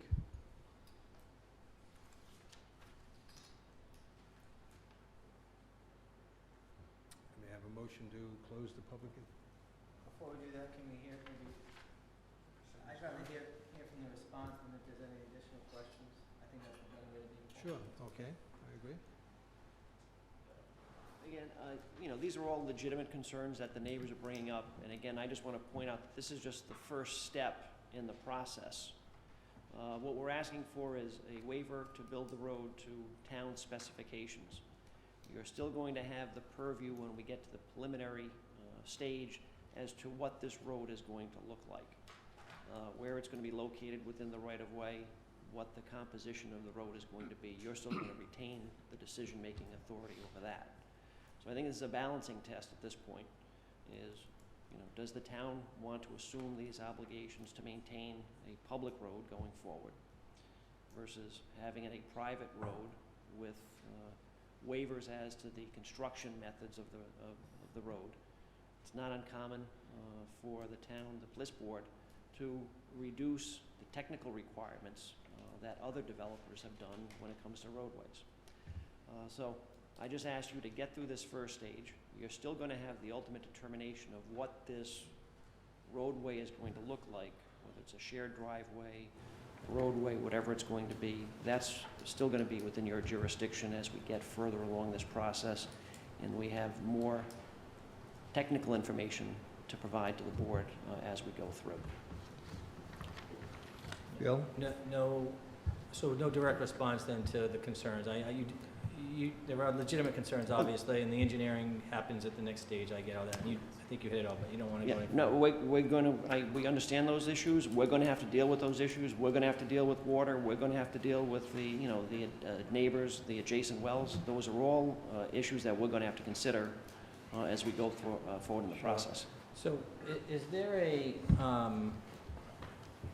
a need now to grant a waiver? Can we not do that at the preliminary stage? So my concern would be that if the board is or will be considering requiring a town standard road, that the applicant should know that as early as possible, because the engineering needs to be completed for the preliminary plan submission. So I think the applicant needs to know what direction the board would like them to go in so that they can properly design the road. And if it's a town standard road, that means probably pervious pavement is not going to be allowed. They're going to have to deal with stormwater runoff, stormwater management. So I think that the applicant should know what they're going to be required to do so that they can do the engineering necessary to produce the preliminary plan. Okay, I agreed on that, but so if we don't allow for a waiver at the master plan stage, we could, so then they would have to design to a full road, and then, but if they start designing and the engineering comes back and shows that they could get away with, not even get away with, they could legitimately, by engineering practice standards, support just a shared driveway, we could grant the waiver at that point as well, right? Well, I don't know if it's as much an engineering question as a policy question. I think either it's going to be a town-maintained road or it's going to be a private road. If it's going to be a town-maintained road, again, the design of that road is going to be different than it would be if the shared driveway / road is going to be private, and therefore the design standards would not be the same as they would be if the town was going to have to maintain it. Right. Joe? I have two questions, and just throwing them out there, Jay, they're not necessarily directed to you, but there was a comment made about recent examples of a 4-lot subdivision and a shared private driveway, and the town couldn't produce. There's no precedent, there's nothing out there we can look at? There are several recently approved plans where there's 2 lots on a shared driveway, but we're not aware of any with 4 lots on a shared driveway. All right, so, and then my second question is, people talk about the burden on the town for a town road. I'm curious, how much of a burden is a town road? And again, I'm just kind of throwing that out there to my constituents here, to understand snow plowing, periodic pothole repair, drainage. I can't imagine that's what we pay taxes for. Are you seeking an answer or just raising? No, I'm just throwing it out there, saying how much of a burden is that? And if one of my fellow board members can respond to that, then that's great, or Ron, if you can, but John? Just curious. The testimony that got to me the most was the safety issue for the children. You're putting 3 new houses there, 2 children per house, let's say. Now you're tripling probably the kids. And I noticed when we parked there for the site visit, we pulled in, if you parked along that road, and I can see a school bus parking along it, the safety issue is my greatest concern. I'm very concerned about it, and I am not inclined to support this. Art? Well, 2 things. This is a master plan, which is really a conceptual idea, so for the butter in the back, if we get to preliminary plan, you'll see a detailed plan about drainage and things like that. I don't, in my mind, unless I'm missing something here, I don't see any difference between a road with a waiver and a town road. You're still going to go by that well, correct? Yes. You're always going to go by that well. That's right.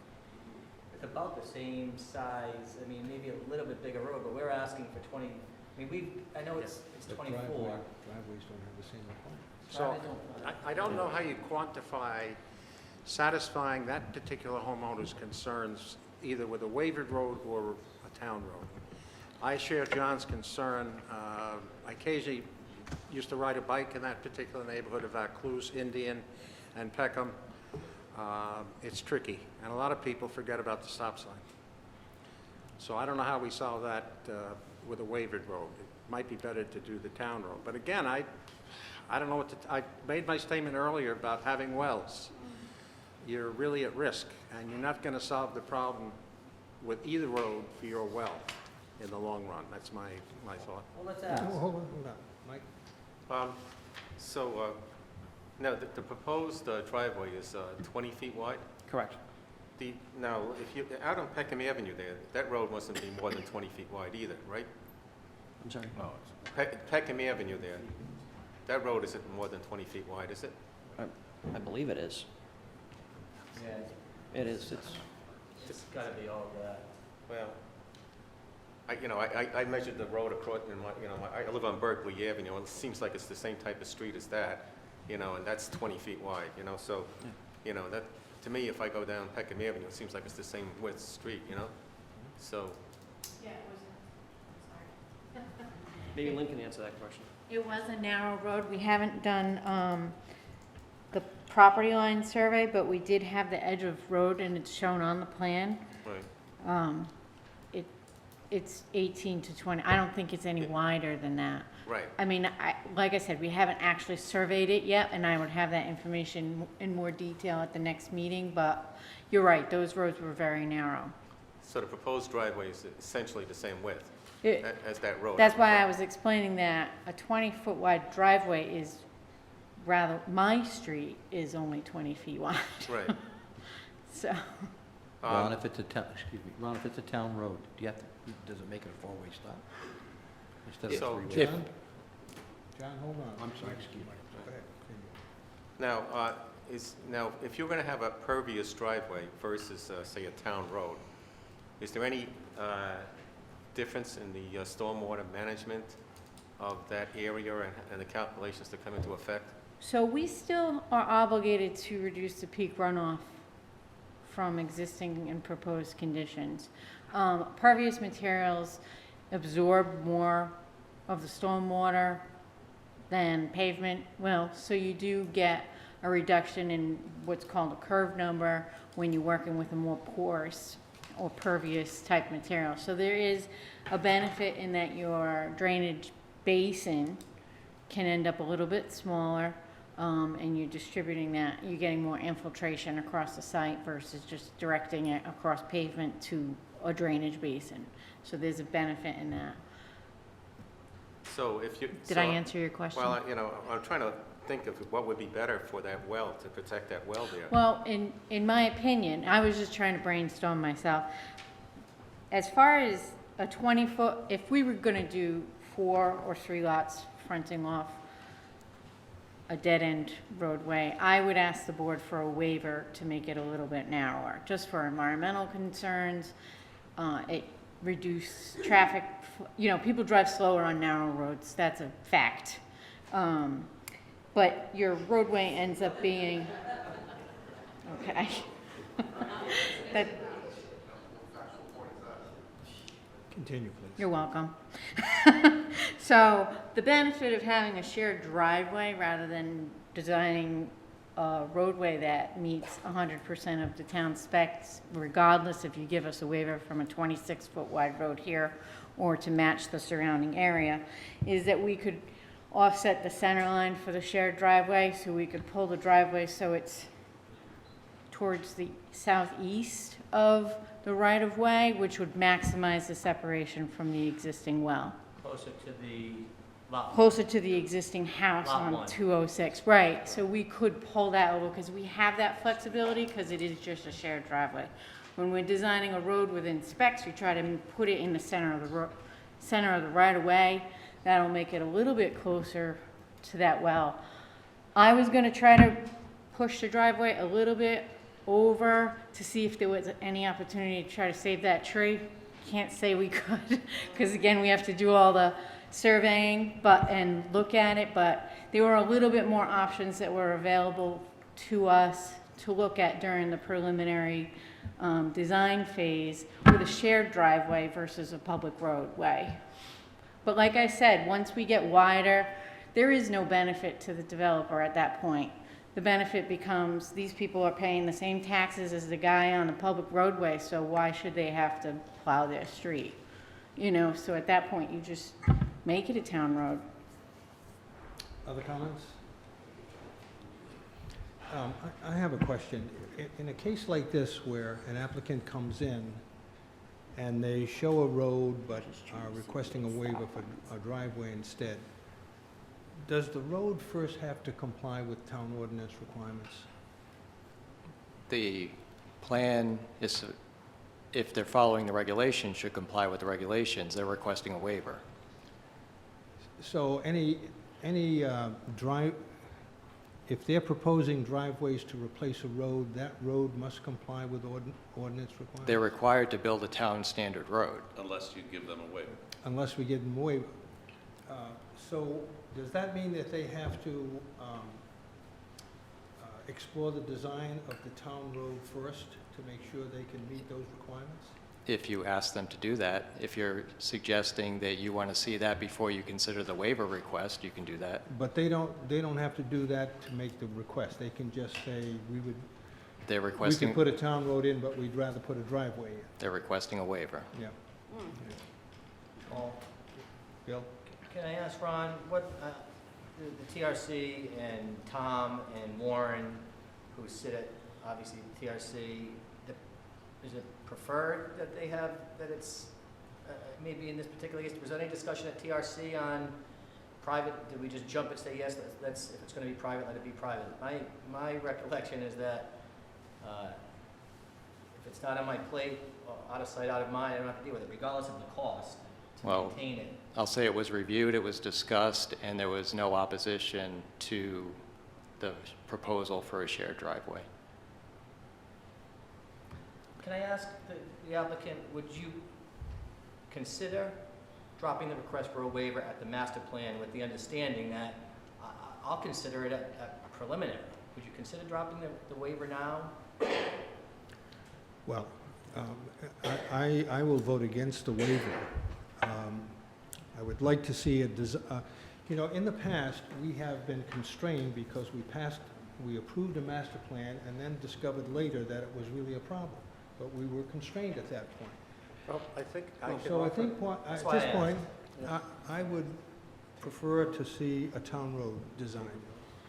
well, we have That's my several position. options, I would suggest. Yeah. One is we could continue this till next month and have a revised plan with a town road. Yeah. Or we can vote against it, and it'll have to come back anyway with a town road. So I don't know what the best way to go is, but I think Well- the sense of the board here is to be, Yeah. So that's why I asked if they would consider dropping the waiver request. I'd consider it at preliminary, but for the sake of what you're hearing here and the design, I think it's on you. You have the ultimate determination what you want to do. I know if we come back with the town road, we're not back in front of you with master plan review anymore. At that point, it's a minor subdivision approval. So, I'm more than happy if you What's a minor want to sub- get. That's a good point, though. It I would think be. you need to repeat that, maybe, Ron. Well, I think that you, not to put words or ideas into your head, I think you might still be requesting certain waivers, even if it's going to be a town road from this, because typically, and the board's well aware of this, you typically will see a request, even in a town road, that the width be reduced somewhat from the 26-foot wide standard road. So there may, and again, I don't want to put words in your mouths, but there may still be a need for some form of waiver, even if it's a proposed town road. That's fair. So I think, to Art's point, what potential action I could see happening tonight is that you would grant a conditional master plan approval subject to the road being designed as a town road, even if it's a waiver for road width, to be presented at the preliminary plan stage. So that would allow you to go ahead, approve the master plan, not approve the waiver as submitted, requesting that it be presented as a town road at the preliminary plan stage. That's on the applicant. I would support You have the that. ability to put that condition on. The board has the ability to impose that condition, and if that's what Or you think, if you see Or you fit. could withdraw the request for the waiver? I'd rather not withdraw it without considering it any further. If you want to consider this, continue this for an additional month, we can go back and look at it and see what our options are. But I'm just not Well, prepared this the evening to make question that I would determination. ask you is, would you want us to address this with conditions such as what Ron mentioned, or would you rather just continue it for a month and come back with a design? Why don't we continue it for a month, and then we can come back and, you know, we'll have more information that we can present to you at the next meeting, and then perhaps it'll make your decision easier, what you want to do going forward as to what waivers we may need or we may not need. Move to continue. Do I have a second? Well, I would, Do I have a second? yes, I have a motion. second. I have a motion that's made and seconded to continue this item to the next meeting. Discussion. So obviously, nobody's going to entertain the waivers, so I think when we see this next month, we'll see a engineering plan with a town road. Is that a reasonable expectation? Okay, Well, it'll be a town road, but, you know, the width will be open for okay. Yeah, that's okay. Should we send it back to TRC? If you would prefer that if a revised plan is submitted, that the TRC review it first, that's fine. I think Would you so. amend the motion Yeah, to support that? I didn't make the Who made the motion. motion? Would you amend the motion to Art support made the that? motion. To make it have it go back to TRC for review? Bill, you made the motion. You made the I did? Yes. That is, it's not even quite 8 o'clock. Yeah, on mine is a terrible thing to lose. Yeah, I guess I Do you will. amend I guess I will amend my motion. That's it. Okay with you? Yes, I'm Okay, second. so the motion is amended to have it go to TRC first. Any other discussion? All those in favor say aye. Aye. Opposed, nay. The item you. is continued to the next meeting. Thank you all. Thank you all for working. I think that's a good, yeah, they must be comments. Does it go to the TRC? Valid concern. So won't necessarily go next meeting? Well, assuming we get otherwise we won't. The next item on the agenda is item 5D. Please save your conversation till you get outside the room, please. Excuse me. Please save your conversation to the outside. Thank you.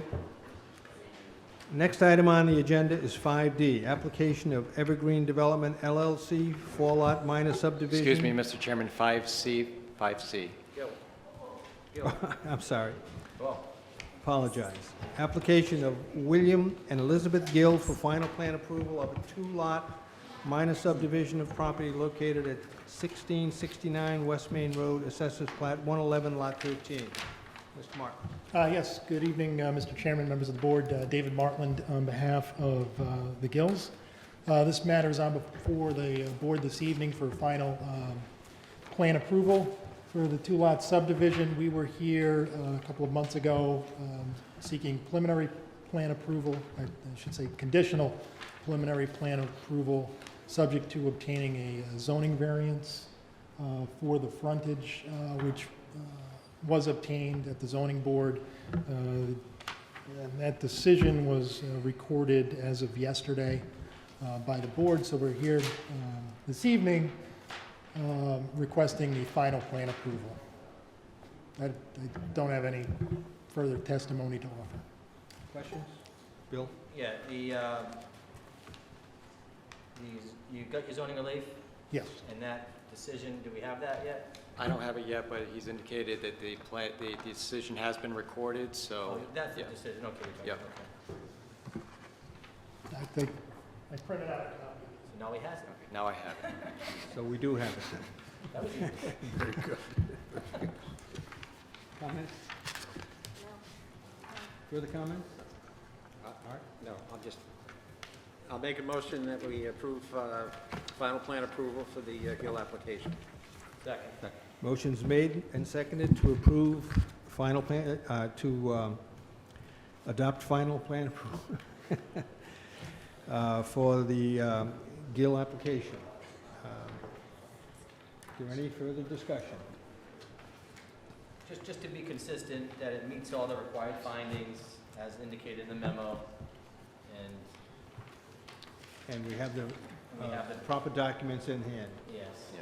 That's important. Any other comments?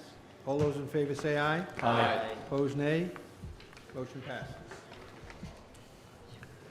The next item on the agenda is 5D, application of Evergreen Development LLC, 4-lot minor subdivision, request for combined preliminary and final plan approval, Elephant Lane, Assessors Plat 118, Lot 5.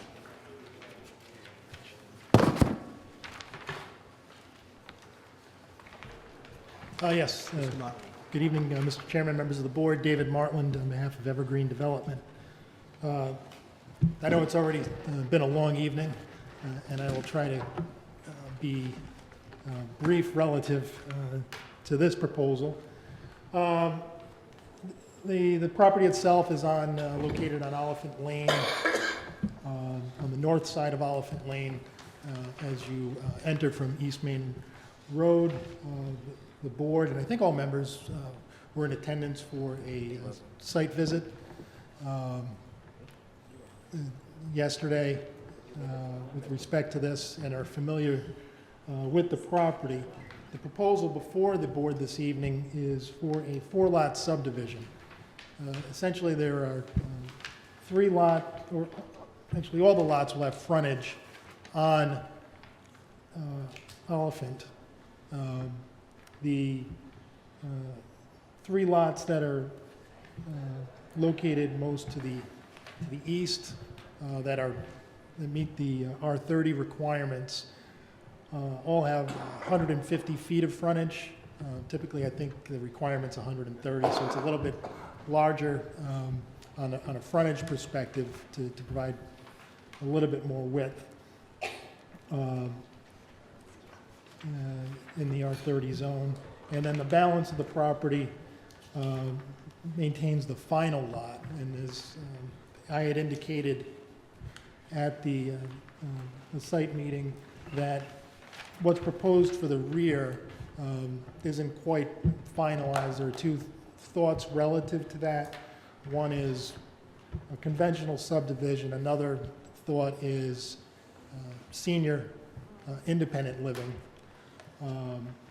which is being reviewed. But presently, looking to carve out 3 lots that would be single-family residential structures fronting on Elephant Lane. I've got Matt Vienna with me from Millstone Engineering, who can walk the board through the plans that he's prepared. He's done all the work for the preliminary and final plan set. Can I ask Matt? And, in case you want to walk around. Matt, if you could just... Could he identify himself first, please? Sure. I'm sorry.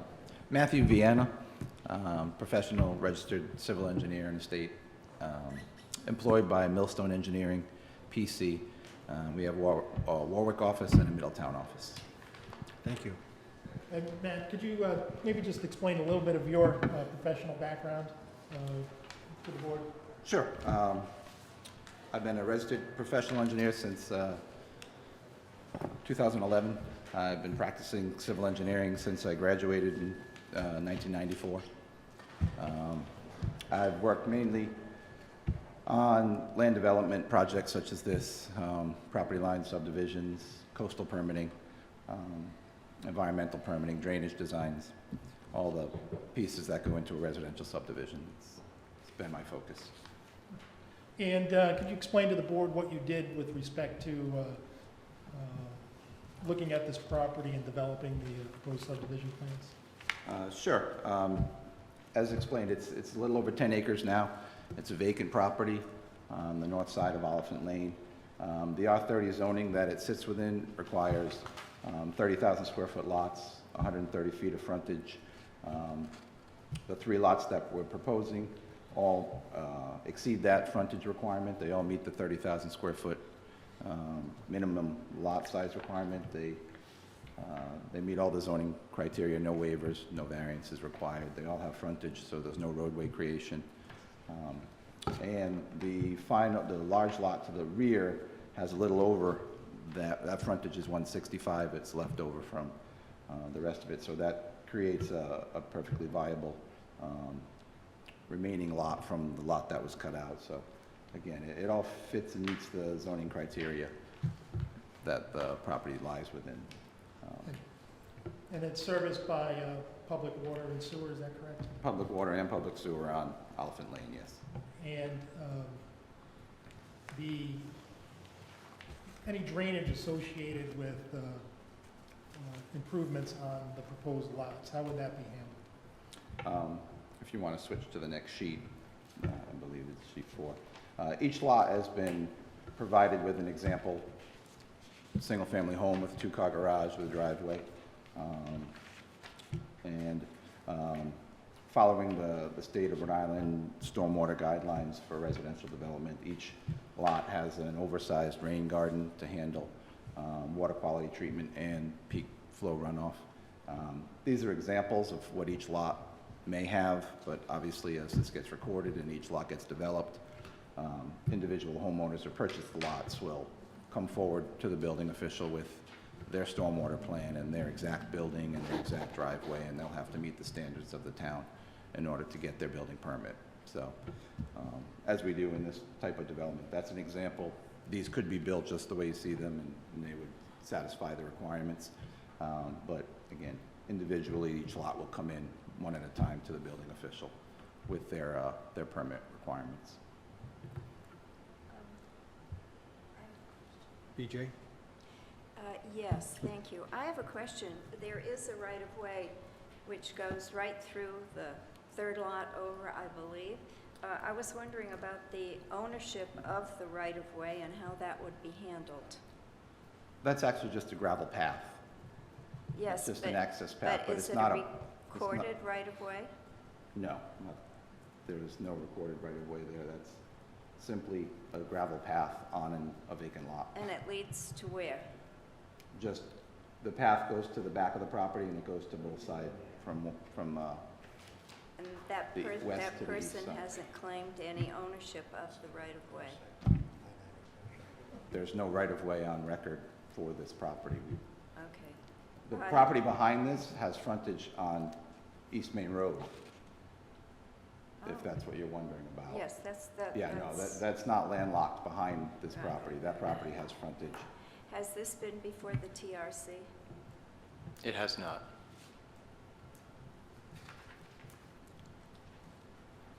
You don't need a waiver from any Other construction comments? of a road. Other comments?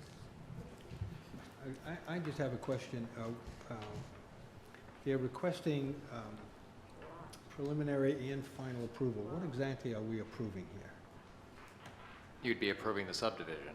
Just breaking up this one lot into the 4 lots? Yes. No development? There are no development issues being approved? Well, there's no road proposed. There's frontage on the public sewer and public water in Elephant Lane, so there's no extension of utilities into the property. Yeah, So you're but- basically approving the subdivision of the properties Into 4 lots? into 4 lots. The 3 proposed building lots would go through the standard building permit process when they choose to seek building permits. And those wouldn't come before the planning board? Oh, no, anyway? no. Yeah. And if they chose to develop the 4th large lot, depending, they would have to come before the planning board for that development? Depends on what the development is. They could If choose it to put a is- single-family house Yeah, on that yeah, big piece of right. property. And If it falls under the purview of the planning board, they would have to come back for that? If it was a further subdivision or something like a multifamily of some type, yes, They'd have to come back? yeah. Okay. I thought I had heard something about senior housing and my ears went like that. And I thought, that sounds pretty nuts. I wouldn't say it otherwise. Are there other comments, other questions? I do have one question, Sure. if I might just jump in. I didn't quite catch the end of the discussion relative to the ordinance dealing with the fire sprinklers. And I know that there was a draft ordinance. Has that been moved on to the town council for consideration? Yes. Okay. You can do it there, though, if you like. No, well, we've got water, but there were still, I think the incentives, as I read it, applied to both Any new construction? Any new construction, Right. so, Right, absolutely. so, no, I just, it was certainly something that's gonna be looked at. Yep, going forward to the town council. Other comments? We have a motion for approval. I'll make a motion that we approve preliminary and final approval for the Elephant Lane project application from Evergreen Development LLC. You've got 2 proposed conditions as well as the 5 findings. To include those. Second. I have a motion made and seconded to approve this subject to all findings and conditions. Any further discussion? All those in favor say aye. Aye. Opposed, nay. Motion passes. Thank you. Did I get in there? That's it, that's it. Thanks, guys.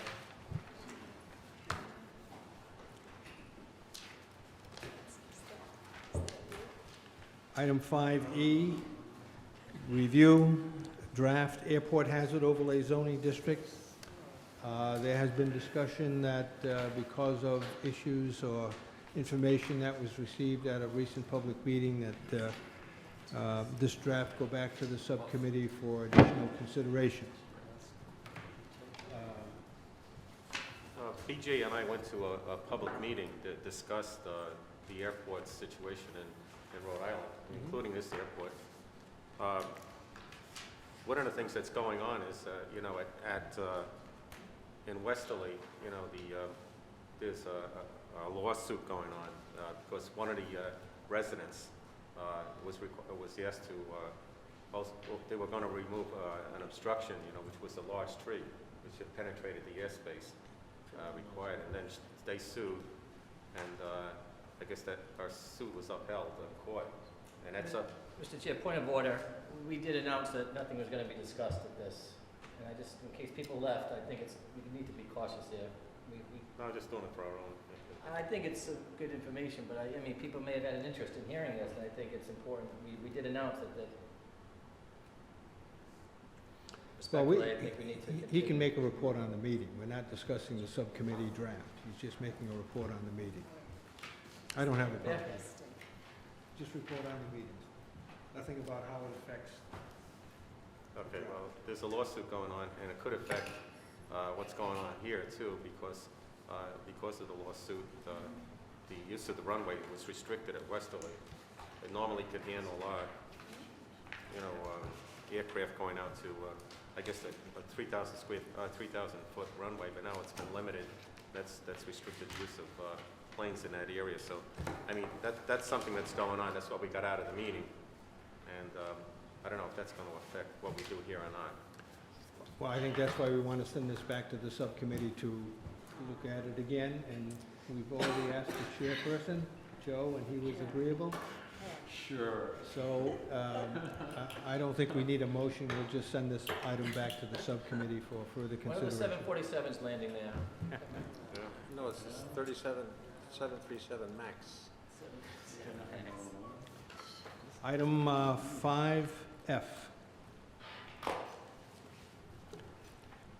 Request of the town administrator for project suggestions for the fiscal year 2021-2026 capital improvement plan. And Ron, I understand we have a couple of weeks to get suggestions in, is that correct? Well, this is on the agenda for the first time this year. You know, you'll recall last year that this same solicitation was given to you, and you were given the opportunity to suggest projects for the CIP, so we're doing it again this year. I wasn't necessarily expecting that you'd have a list of projects for tonight, but if you wanted to think about it and come back at the next meeting with any ideas that we could then pass along to the town administrator, I think that would be fine. Yeah, we want to extend the runway to 10,000 feet. Tunnel under all of them. I'd like to make a suggestion, and that is for, it would fall under the third bullet, improvement of existing facilities. I'd like to propose that all town buildings provide screening for rooftop equipments, just as we require for applicants.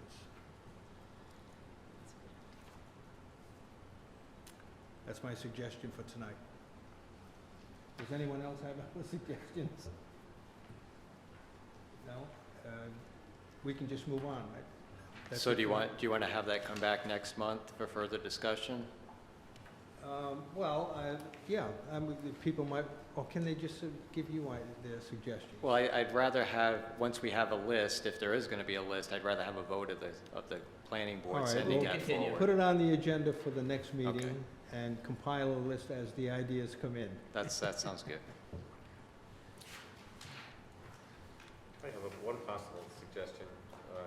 I'm also the planning board liaison at the Open Space and Fields Committee. They're discussing a potential dog park in Middletown, something similar to what they have in Portsmouth. I mean, that's in very preliminary stages. Yeah. They're talking about that. We can put that on the list that goes from the planning board. I'm sure it's going to be captured by Open Space and Fields, because I think they're also being asked to submit suggestions to. It's not going to get lost. Somebody's going to suggest it, but it doesn't hurt to have the planning board also weigh in. Okay. Yep. Okay, moving on. Item 6A, status report. Any comments on the status report? Anybody? I just have one question, and that is of Peter. Yes, sir. Item 9 on that list, consider options for providing enhanced abutter notification. Has anything happened with that? You were going to explore whether Middletown could extend invitations beyond what we currently do. I forget the... So for minor subdivisions, for example, unless there's a road extension or creation, there's no abutter notice. Yeah. So for example, And the application you just heard on Elephant Lane, there was no abutter notification for that. It's not provided for in the state statute. The question was whether the town could have a regulation over and above what the statute calls for and require abutter notice in those types of situations. And I will, I apologize, I will review that and I will report back to you at that next meeting Great, in thank you. December. Yeah, as an additive, I think I brought that up because Chase's Lane was a minor development, and I thought if I was living there, I'd sure like to know about it. It's kind of a courtesy thing more than a statutory thing, I think. So the issue is... The issue is whether we legally can require something in excess of the minimum notification that's Yeah. required by the state statute. So It is an expense to the applicant to do the notice, the mailing, and the advertisement in the paper. So it's something the applicant is going to be required to do if we can do it. Okay, so you can let us know next meeting, Peter. I'll let you know Yeah. at the next meeting. Great, thank you. Any other comments on that? Well, I guess I'm always impatient, but it seems to take a long time to get the council to act on stuff the planning board provides. Maybe that's my imagination, but you deal with those folks, and I just wonder. TV right now? Yeah, right. We're on TV. Yeah, but I'm impatient, and I understand that. Okay. That's it. I think that's beyond our purview. Yeah, I know. Noted. Anything new on BRAC? Bad news.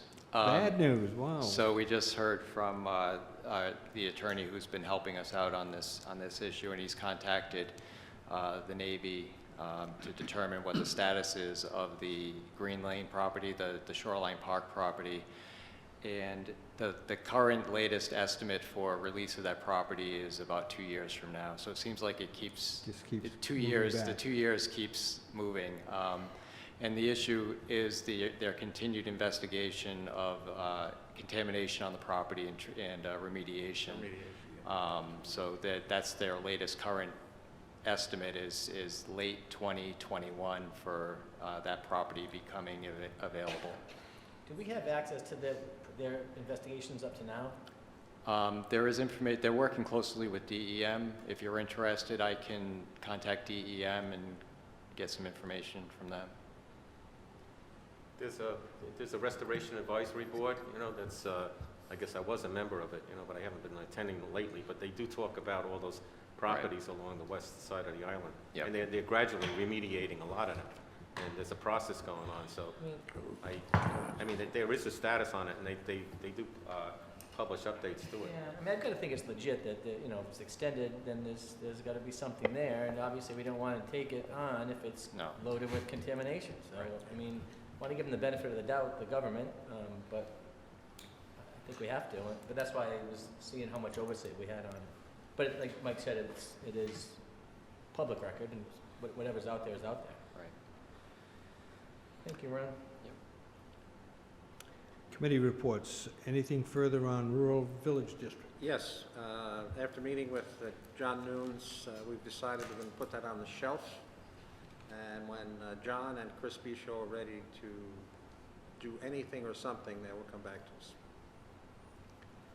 So this is moving the burden of movement to them rather than to us? That's correct.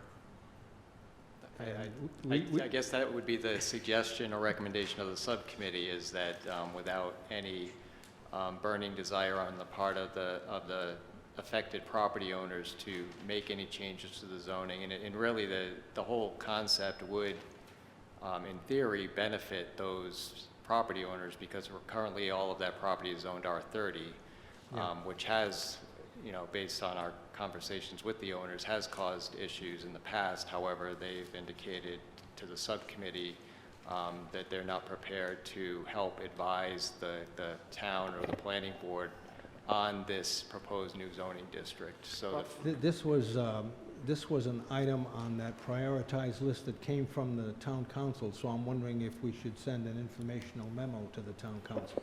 Well, here's what's happened. The Nunes family has actually purchased the property where the nursery is. Yeah. And the nursery folks are going to be able to stay there for at least probably 3 more years and operate the business. So they said, you know, what's the rush? So we'll just... So is it worth informing the town council, or should we just let this stay on the shelf? And there's been some discussions in the administration, perhaps, of having getting an update on that list, because it's actually, I think, back in 2015 that joint meeting was held. Yeah. And it probably would be a good idea to make sure that the priorities that were in place at that time are still the priorities that the town has, because this board puts in a lot of time and effort on some of these items, and we want to make sure that you're putting the time and effort on things that are going to be receptive by the town council. So are you suggesting that we write an update memo on all of those items to the town council? No, what I'm suggesting is it might not be a bad idea to have another meeting with the town council, or at least to get the council to take a look at that list to ensure that the priorities that they've given you from the 2015 are still the priorities that they would like to see you working on. Yeah, but we should at least tell them what we've done and what the status is of ongoing issues. I mean, they're going to want to know that. So I think there'll be a discussion at the administration level to figure out the best way to make sure that everyone's on the same page. How urgent is that from their perspective? Well, for the people who can't even do ordinances, I don't think they're worried about it. Well, I know that there's been discussion very recently about that. Ron, could I ask you to draft an update status report on that memo for the next meeting to let the board members see it? Yeah. So we're talking about the 2015 memo, the list of projects and priorities. That they call priorities, Yes, I can do that. Write an update on each one. Sure. Have a draft form so that the board can look at it at the next meeting. Use table? Yeah, so we have not met since we finished the Atlantic Beach District, but I want to keep it on our radar after the holidays again, Ron. I know, it's certainly not a priority, but I do want to keep it out there. So I think one thing that I don't know that we ever formally got the consent of the full board to have that subcommittee start looking at the entire use table, because you were tasked with the Atlantic Beach, and then we finished review of the limited business, but then there was that discussion about, well, shouldn't the entire use table be reviewed? And I think that's where the subcommittee kind of left off and said we need the... Yeah, okay, so you're right. We did go back and finish the LB, but there was some outstanding items that need to come back here. But I think before we do that, we should look at it holistically, the whole chart, So I suggest, we said we would try to have a meeting on the Atlantic Beach overlay in early January. Let's do that, and then after that, we can bring that up and move that along. Okay. Yeah, that works for me, thank you. Yeah, okay. Marijuana regulation? We have our next meeting December 3rd with our esteemed town solicitor and our consultant. Yep, and And we'll have ideas on our last meeting. a further revised Revised. draft of the ordinance for that meeting. A lot of input we had during the last meeting, suggestions. We're going to get that draft before the meeting, I hope. Yes, sir. Okay, good, okay. Free marijuana for everybody over 60. Yeah. Airport zoning, we've already heard about it. Joe, do you have anything else? No? Tree commission? BJ? Yes, the Tree Commission is producing a pamphlet which describes what the Tree Commission does and has done in the town. It's going to be a very nice pamphlet. It's already in production. It's being designed by a gal who's on the board of the Historical Society. Anna Heller has designed it, and it's absolutely lovely. And it will be placed in places like the town hall and various other interesting spots in the town. Also, John Campanar's property that has now come to the town. There are plans to put new paths down around, just in back, I think it is, of the Clambake area. And so that is underway. And I think that the commission members are going to be walking the sites and to see what they can plant for trees. They plan to plant quite a few hundred trees down there also. So they've been very, very busy. Very good. Thank you, BJ. Open space? Yes, so actually, there was a meeting tonight at the same time as this meeting, so I unfortunately couldn't go to it. I think they were talking about a scoring table for various plots around town. I'm not sure exactly what the purpose of it is, but I think they're trying to identify, sensitive areas, that are worth preserving and stuff like that. That's what they're looking at. I mentioned the dog park. I mean, that was we visited the dog park in Portsmouth to show what they have up there. There's a very active volunteer committee that runs it, and fundraises for it and everything like that. The town of Portsmouth provided the site for it, but it's basically run by this committee. And the volunteer committee does a great job with it, and it's a very good thing for dog owners. While we were there was many dog owners that were using it, and lots of dogs running around. So it works for them. I don't know if the same thing would work for us, but it's something that they're looking at.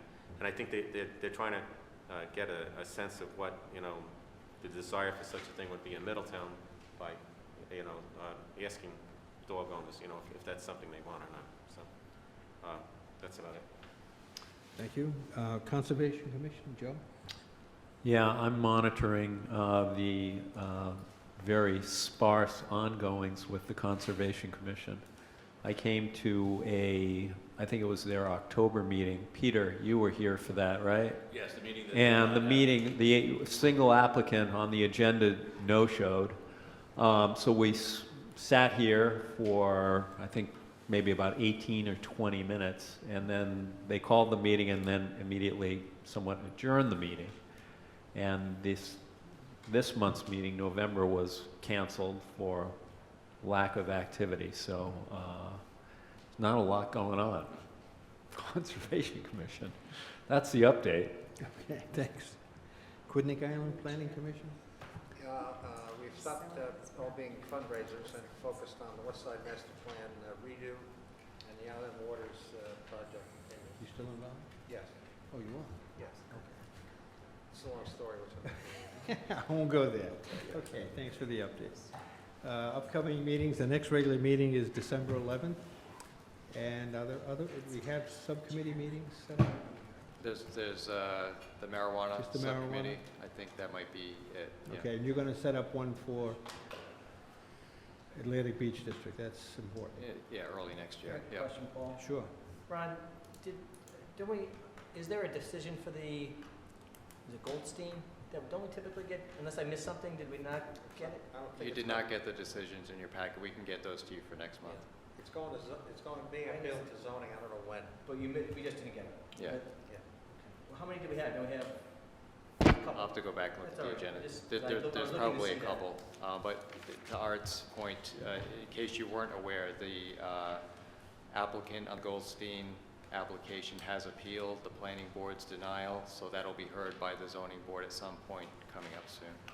Could you affix any decisions that haven't been brought to the Yes. planning board Yep. to the next one? Sure. Yeah, okay. Any other comments for tonight's meeting? Motion to adjourn? Happy Thanksgiving. Oh, yes, happy Thanksgiving to everyone. Second? Second. All those in favor say aye. Aye. Opposed, nay. Motion, the meeting is adjourned.